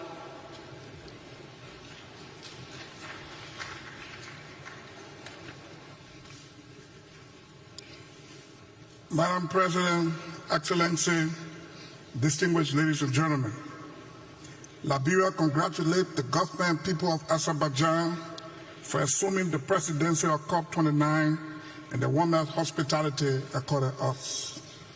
I bring you greetings from Excellency Joseph Yuma Boakai, Senior President of the Republic of Liberia. Madam President, Excellency, we have gathered here in Baku to deliberate on issues of climate change and global challenges that continue to undermine national development. This year, we witnessed most of our lowlands being flooded, giving rise to loss of lives, destruction of property, and displacement of people. This is why COP29 must set the basis for loss and damage fund. We need a simple but accountable process that avoids unnecessary bureaucracy. Liberia calls for a stronger cooperative action and decision on Article 6.2, 6.4, and 6.8 at COP29, consistent with the African Group position in operationalizing carbon market and non-carbon credit mechanism. In 2021, Liberia formulated an ambitious second-generation nationally determined contribution committed to reduce greenhouse gas by 64% based on adequate financing. Excellency, I am pleased to inform this summit that Liberia will further increase her climate ambition during the formulation of the country's third-generation NDC, taking into consideration biodiversity protection, including the conservation of mangroves, freshwater ecosystem service, child rights, human mobility, and others. This means the issue of climate finance will be an integral part of the country's third-generation NDC. Therefore, I call on developed countries to increase their contribution in fulfilling the new collective quantified goal on climate financing. Madam President, Excellency, Liberia has established a national climate laboratory at the University of Liberia. This learning center is intended to build the human resource of the country in addressing climate challenges at the national level. To conclude, humanity has faced numerous problems in the past, but it is collective efforts that have kept us going. This is our time. If we hold together and speak with one voice, holding each other accountable in a fair and equitable manner, we will fight the nightmare of climate change and global warming, and we will succeed. I thank you. Thank you, Your Excellency.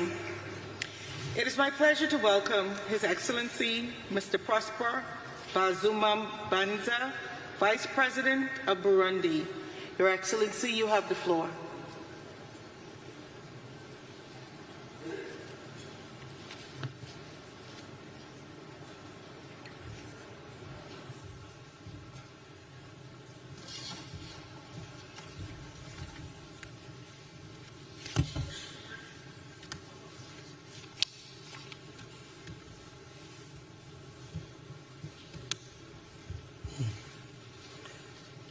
Excellences, Monsieur le Président de la COP29, Excellences, Mesdames et Messieurs les chefs d'État et de gouvernement, et vous distingués chefs de délégation, c'est un honneur, un réel plaisir de prononcer ce discours en lieu et place de son Excellence le général-major Évariste Ndayishimiye, président de la République du Burundi, et du gouvernement burundais à son rendez-vous crucial de la COP29. Mais avant tout propos, permettez-moi d'apprécier à juste titre l'accueil chaleureux dont nous avons fait l'objet moi-même et ma délégation par le gouvernement d'Azerbaïdjan. Excellences, Mesdames et Messieurs, le Burundi, pays de mille et une collines couvertes de verdure et pays aux forêts et savanes, se trouve malgré tout confronté aux effets du changement climatique comme les autres pays du monde, ce qui se manifeste chez nous par de faibles précipitations ou même de fortes précipitations ainsi que des périodes de saison sèche devenues plus longues. Le Burundi s'est fermement engagé aux côtés des pays signataires de l'accord de Paris à travers le document de contribution déterminé au niveau national qui serait fait sur le plan national de développement du Burundi 2018-2027. À travers ce document, le gouvernement burundais vise que les écosystèmes puissent s'adapter naturellement au changement climatique. Des actions prioritaires d'adaptation et d'atténuation des effets dus au changement climatique dans toutes les politiques et plans sectoriels sont prises en compte par une approche multisectorielle. Et ici, vous me permettrez de ne citer qu'un programme, en l'occurrence celui de la mise en œuvre de la reforestation de tout le pays dans un vaste programme national de plantation d'arbres dénommé Ewe Burundi Urambaye en français, au Burundi, pays devenu plutôt vert. Pour mieux opérationnaliser et rendre durables ces programmes, des outils de planification et de suivi ont été développés. De plus, de vastes programmes de cours environnementaux ont été intégrés dans les programmes d'enseignement à tous les niveaux du primaire jusqu'à l'enseignement supérieur. Le Burundi s'aligne à la position commune des pays du continent africain AGN ainsi que celle des pays les moins avancés. Et ce qui est en conformité avec l'agenda 2030 ainsi que la vision d'un Burundi émergent en 2040 et développé en 2060. Excellences, Mesdames et Messieurs, le Burundi voudrait saisir cette occasion pour demander aux parties impliquées dans la mise en œuvre de l'accord de Paris de s'acquitter de leurs engagements de soutenir les pays plus exposés aux impacts du changement climatique dont le Burundi. En conclusion, nous voudrions interpeller les mécanismes financiers à mettre en place des processus simplifiés permettant l'accès facile aux fonds de financement climatique afin que les pays les plus vulnérables puissent faire face le plus rapidement possible aux effets du changement climatique. Je vous remercie de votre aimable attention.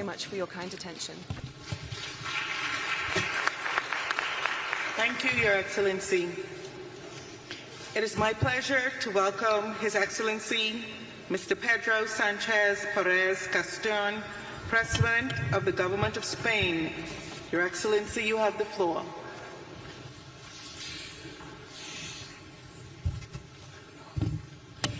Excelencias, he venido hasta aquí para alertar de una terrible verdad que la ciencia lleva demasiado tiempo señalando y que aún así hay algunos que siguen despreciando, y es que el cambio climático mata. Solo el año pasado mató a más de 300.000 personas y acaba de contribuir a la muerte de más de 220 de mis compatriotas en España, en el mayor desastre natural de nuestra historia. Un desastre que, según las primeras investigaciones, habría sido menos probable y menos intenso sin el efecto del cambio climático. El planeta, por tanto, nos está dando señales cada vez más claras, y es que si no actuamos en el futuro cercano, nuestros países sufrirán más sequías, más olas de calor, más lluvias torrenciales, más incendios y enfermedades. Y muchos sectores económicos colapsarán. Cientos de ciudades y pueblos se volverán inhabitables y la subida del mar y de los termómetros harán que prácticamente sea inhabitable el poder vivir en esas localidades. Esta amenaza existencial es ya evidente para cualquiera. Ha pasado de los artículos académicos a nuestras televisiones y ventanas. Pero aún así, en este momento tan crucial para la humanidad, estamos viendo a muchos gobiernos titubear, frenar el paso cuando se necesita avanzar más rápido o incluso negar la evidencia, darse la vuelta y caminar hacia atrás, volviendo al petróleo, a los vehículos de combustión, a la desregulación, solo para que los ricos sigan siendo más ricos, aun a sabiendas de que esa fórmula nos conducirá a todos al desastre. Y por tanto no podemos permitirlo. Sabemos cuál es el problema, también sabemos qué tenemos que hacer para resolverlo. No necesitan medidas drásticas, no tenemos que renunciar a la abundancia ni volver a la edad de piedra. Tenemos que transformarnos. Tenemos que cambiar la forma en la que nos movemos, generamos riqueza y nos relacionamos con el planeta. Tenemos que innovar, tenemos que descarbonizar, tenemos que emplear nuevos materiales y procesos e impulsar la circularidad, adaptar nuestras ciudades, nuestros campos, infraestructuras para que sean más resilientes a las nuevas realidades climáticas. Por tanto, no se trata de decrecer, sino de crecer de una manera distinta, más sostenible y, por tanto, más responsable. Lograrlo no va a ser fácil, pero es posible. Y lo sé porque lo dice la evidencia. Porque, por ejemplo, en mi país, en España, ya lo estamos haciendo. En los últimos años hemos convertido la transición ecológica en una fuente de modernización y de prosperidad. Hemos reducido en un 40% nuestras emisiones y nuestro consumo de recursos naturales. Y al mismo tiempo hemos sido la economía de la OCDE que más ha crecido y que más empleo ha creado durante estos últimos años. Y se puede crecer con equidad, por tanto, y respetar el planeta. Por eso les ruego, no hagan caso a quienes dicen que la transición ecológica es incompatible con el bienestar de las naciones o que es mala para las clases medias y trabajadoras, porque no es cierto. De hecho, es justo lo contrario. Si no conquistamos la sostenibilidad, si nuestros niveles de bienestar y seguridad no se adecúan a esa sostenibilidad, van a caer considerablemente a lo largo de la próxima década.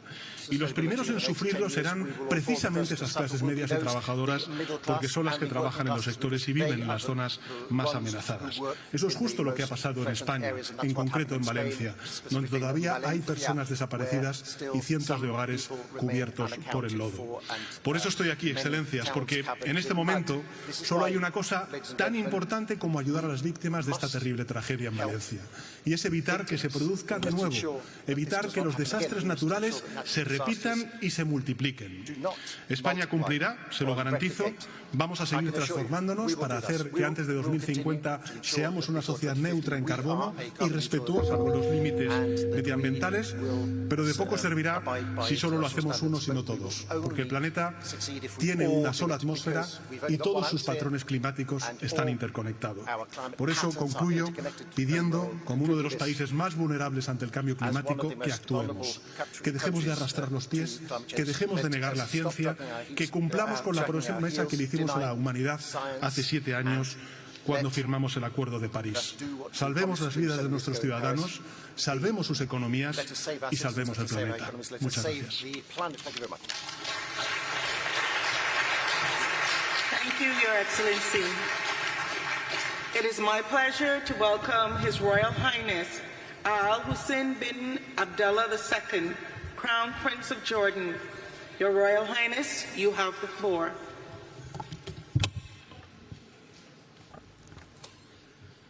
Bismillah ar-Rahman ar-Rahim. In the name of Allah, on behalf of Jordan, I thank His Excellency, President Ilham Aliyev, and the people and government of Azerbaijan for hosting this important summit. We have gathered here under the banner of solidarity, the family of nations joining as one to protect the planet we share. We all know that without common action, we are destined to fall short. Yet, we meet at a moment when faith in our ability to stand together is broken. When global norms, including the UN Charter and the Geneva Conventions, are being flouted with impunity. When trust in the international community to stand up for its own values has collapsed. When humanitarian violations are broadcast daily for the whole world to see, yet continue to be ignored and dismissed without consequence. Saving our planet must start from the premise that all lives are worth saving. The solidarity we need depends on embracing that truth.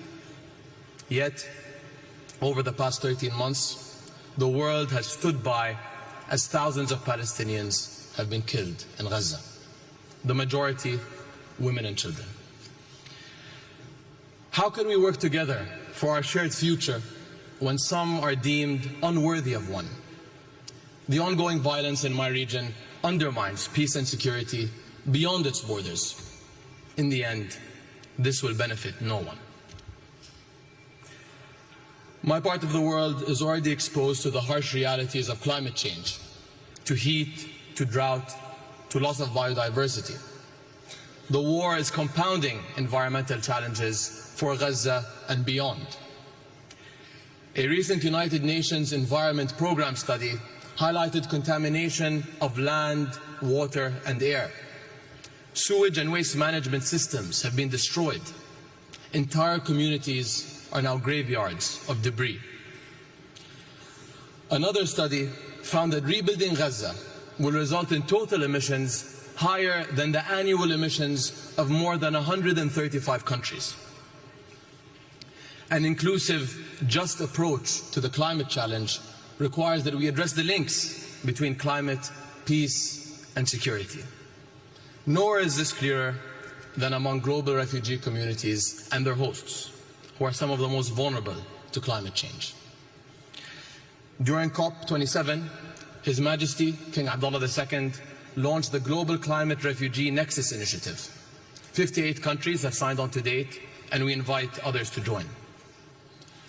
1 in every 3 people living in Jordan is a refugee, and our infrastructure is feeling the strain.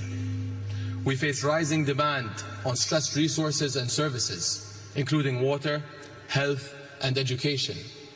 And while we in Jordan have made significant strides in clean energy, water conservation and climate-smart agriculture, these efforts are not enough. We need to rally communities around climate action and secure a better future for our youth and generations to come. In my country, we are implementing climate policies while grappling with the impacts of conflict. Yet, we can't solve these twin crises alone. As our summit works towards a new collective quantified goal, we must prioritize refugee hosting countries, especially those in climate hotspots, and ensure that global climate financing mechanisms uphold accountability and transparency for all. Just as urgently, we must rebuild trust in the international community itself and acknowledge past failures. Our inability to collectively do what is right is turning us into passive observers, fully aware, yet unwilling to act. As His Majesty King Abdullah has said, no one is a bystander in the fight for life on earth. That means fighting against climate change, fighting for peace, and fighting to alleviate human suffering together, because every life is worth fighting for. Thank you. Thank you, Your Excellency. It is my pleasure to welcome Her Excellency Ms. Mia Amor Mortley, Prime Minister of Barbados. Your Excellency, you have the floor. Thank you very much, Your Excellencies. It is fitting that this 29th COP should take place here in this beautiful city of Baku, standing as it does in the sentinel between East and West doorway, between the global North and the global South, a bridge between the ancient, the modern, and indeed the future, with the majestic Caucasus Mountains behind us, reminding us of the heights that we must now scale in order to be successful in this process. We are in the midst of a climate crisis. We are in a season of superlatives. And the reality is that these extreme weather events that the world is facing daily suggest that humanity and the planet are hurtling towards catastrophe. The extreme weather requires from us a serious commitment at this COP with respect to new collective quantified goals that enable us to reverse the current trajectory and to fund mitigation, adaptation, and of course loss and damage. This commitment must encompass 7 critical elements. 1, the proper capitalization of the Loss and Damage Fund, and indeed the capitalization of the dedicated SIDS window in the GEF's Special Climate Change Fund. The latter remains unfunded, and the first underfunded. The reality is that the Loss and Damage Fund has only attracted $700 million, and this is despite the numerous crises besetting small island developing states, and indeed in our own region, Hurricane Beryl, which has caused serious damage to countries, from housing to public infrastructure, and indeed from agriculture to fisheries in my own country. Secondly, proper capitalization of developing countries must also include and have access to cheaper, longer-term capital in circumstances where they can scale up investments for adaptation. Thirdly, the economic noose of tightening the fiscal space must be loosened by adopting the principles, in our view, of Bridgetown Initiative 3.0 through the delivery of urgently needed financial reforms. We must change the rules of the game, shock-proof vulnerable economies, and indeed review debt sustainability while at the same time augmenting resources. Fourthly, rich countries must deliver on their commitments. We must ensure time and again that the commitments made, whether for 0.7% of GNI or indeed the $100 billion or recently the $30 billion with respect to biodiversity, that these are met. We must have transparency and accountability on the part of everyone.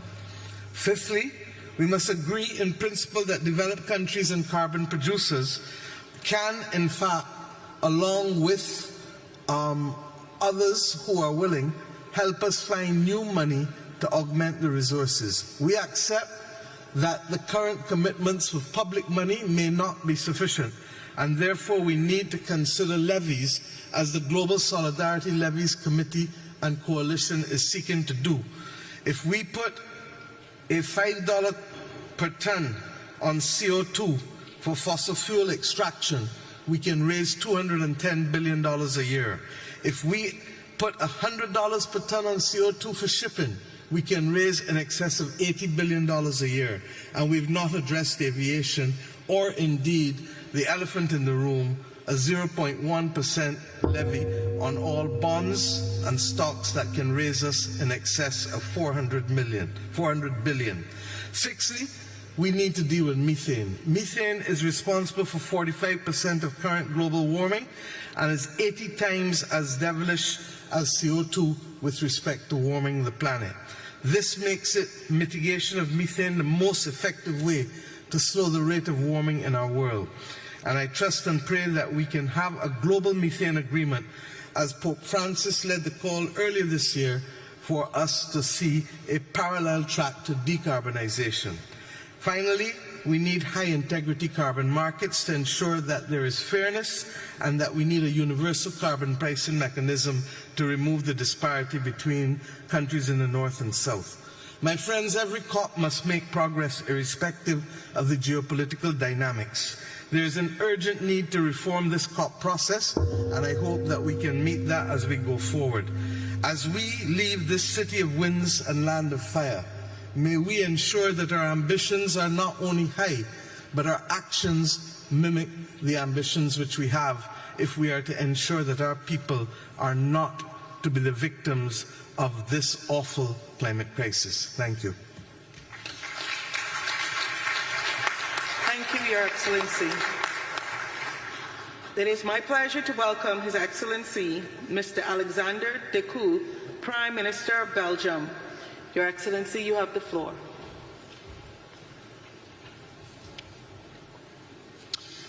Madam President, dear colleagues, this is not a time to falter. Emissions continue to rise, and we see more and more destructive climate disasters. There is one certainty. If we do not alter our policies, we will see an increase of 3 degrees Celsius by the end of the century. Our citizens expect us to show a way out.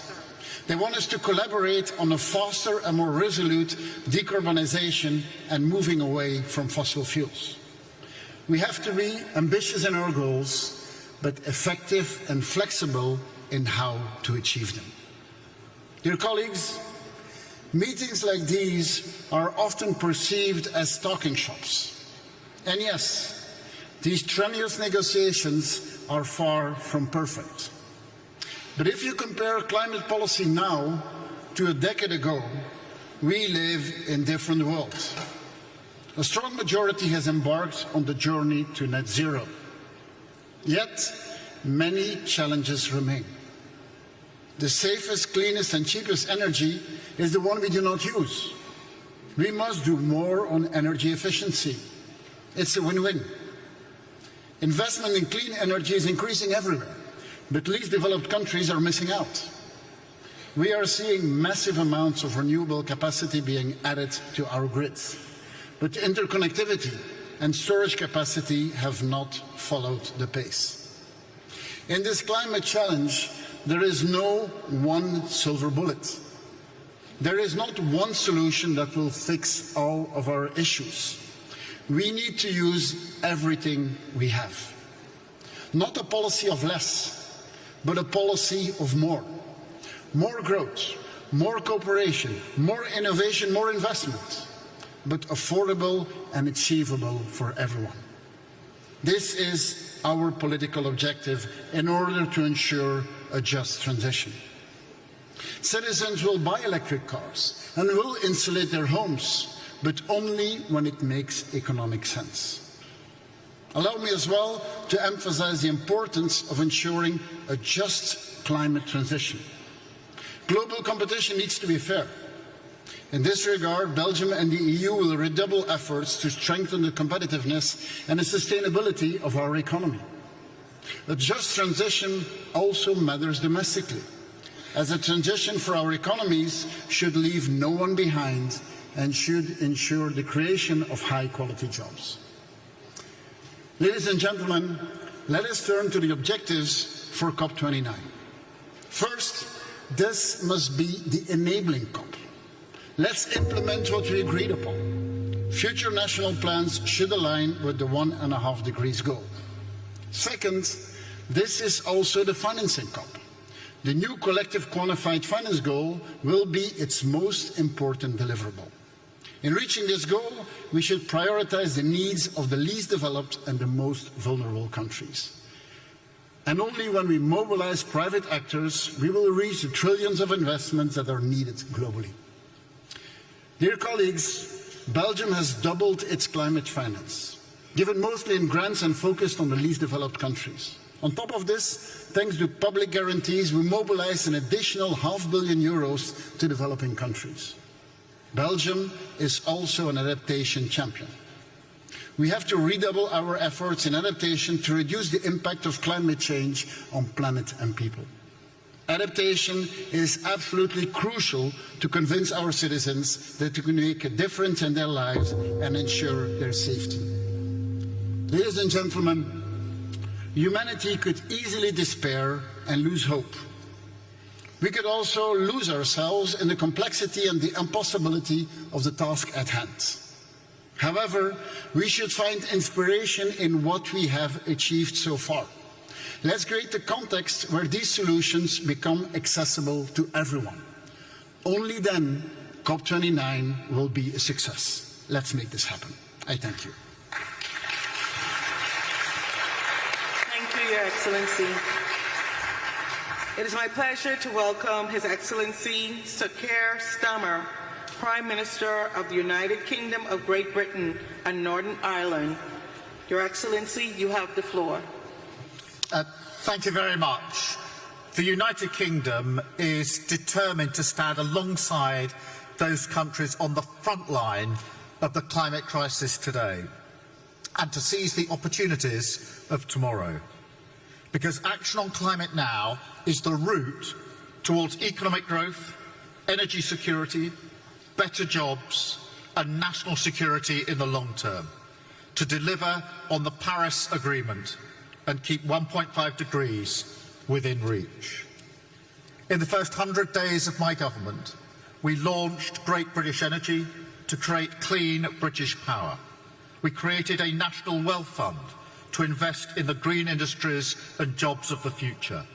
We scrapped the ban on onshore wind, committed to no new North Sea oil and gas licences, and closed the UK's final coal power plant at the end of September, becoming the first G7 economy to phase out coal power, in line with the international agreement at COP28 to transition from fossil fuels, and the UK's ambitious goal to be the first major economy to deliver clean power by 2030. Today I can confirm 3 months ahead of the deadline the UK's 2035 international target, our nationally determined contribution to reduce all greenhouse gas emissions by at least 81% on 1990 levels, aligned with 1.5 degrees. And we urge all parties to come forward with ambitious targets of their own, as we all agreed at the last COP. We will work in partnership to support other countries to develop their own commitments and transition through our forthcoming Global Clean Power Alliance. And finance will be its first focus.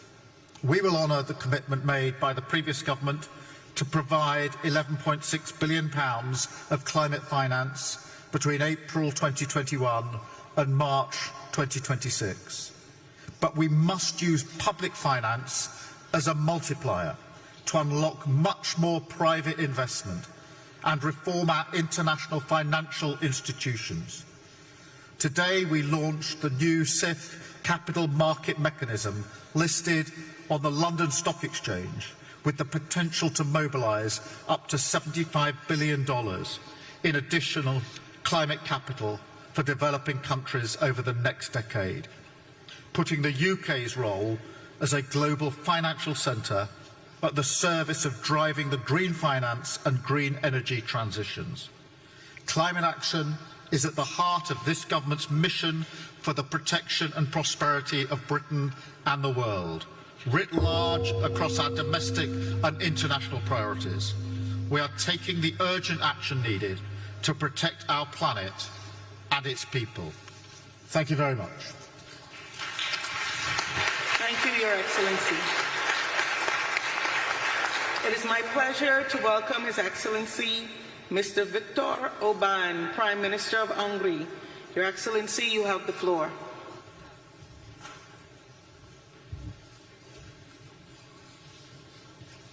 Excellencies, ladies and gentlemen, first of all, I would like to thank President Aliyev for hosting this important conference.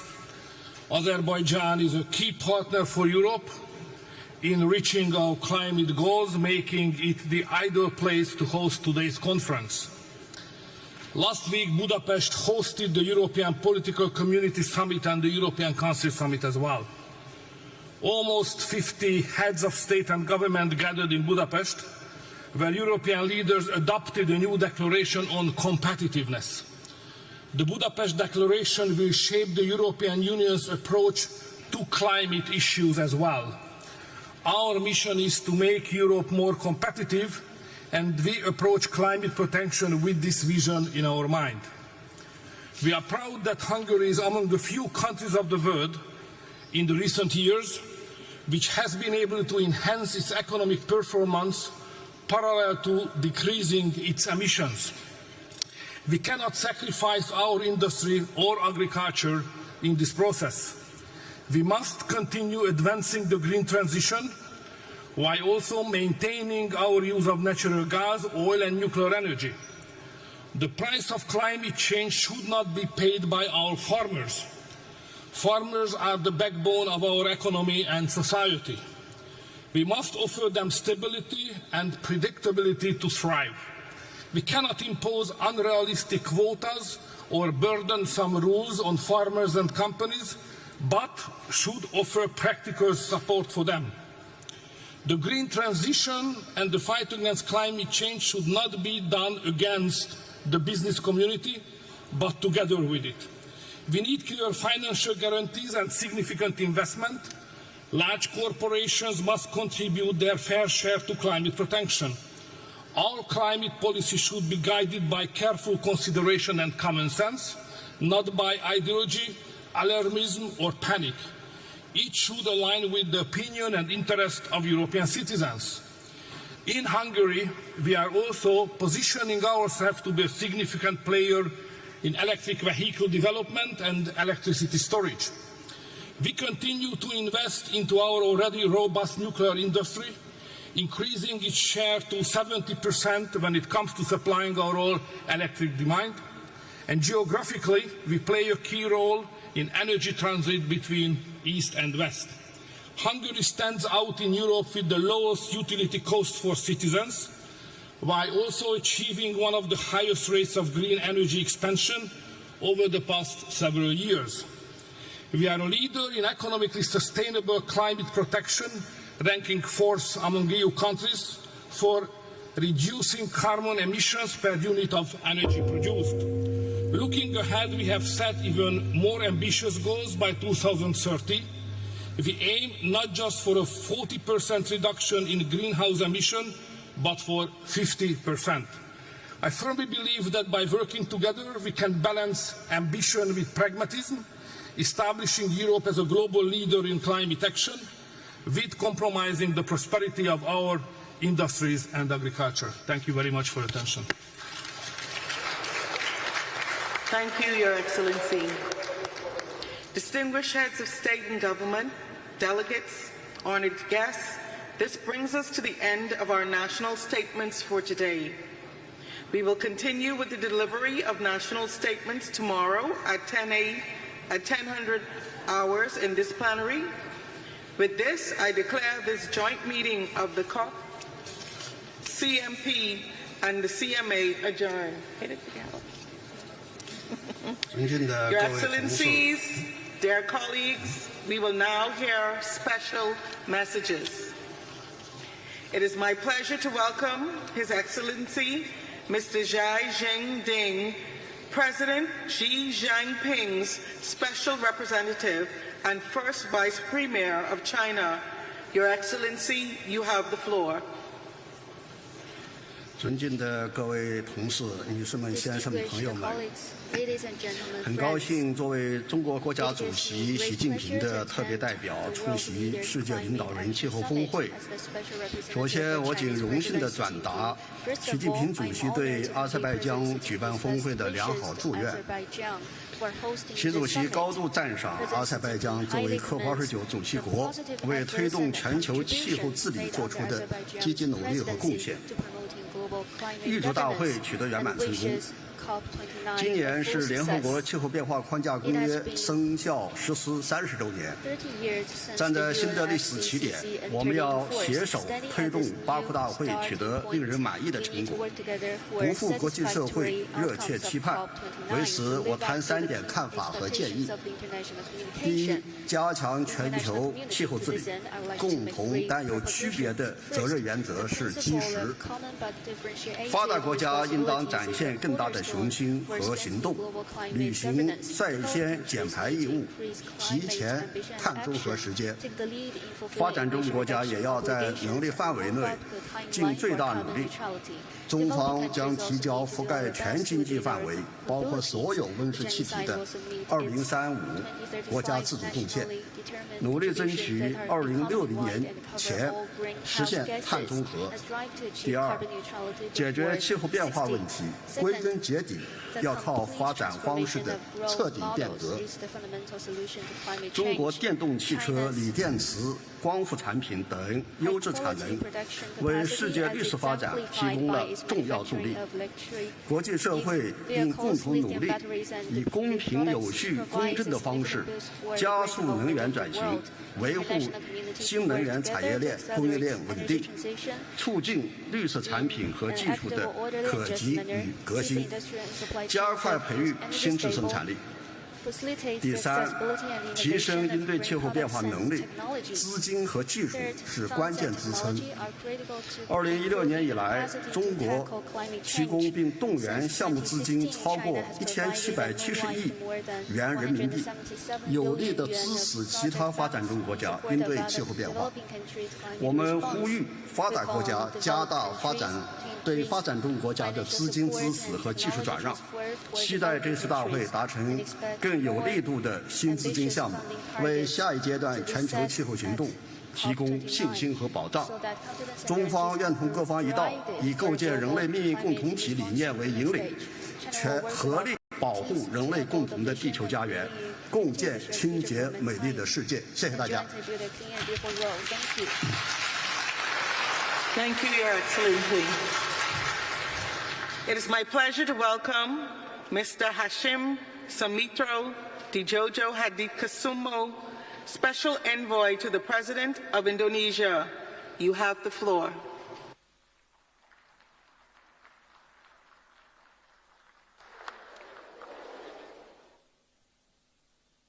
I am representing my President, Prabowo Subianto, who unfortunately cannot attend this important event due to prior commitments. He promises to enhance Indonesia's climate action and continue the policies set out by his predecessors. President Prabowo envisions economic growth beyond 8% per year and ensures green, resilient and inclusive development for all of our people. This vision determines our ambition to reduce greenhouse gas emissions towards net zero by 2060 or sooner, and avoiding 1 billion tons of carbon dioxide emissions. We are shifting from fossil fuel-based to renewable-based development with 75% of additional power generation capacity. 70,000 kilometers of smart transmission lines will be constructed to transmit energy across Indonesia's main and most populous islands.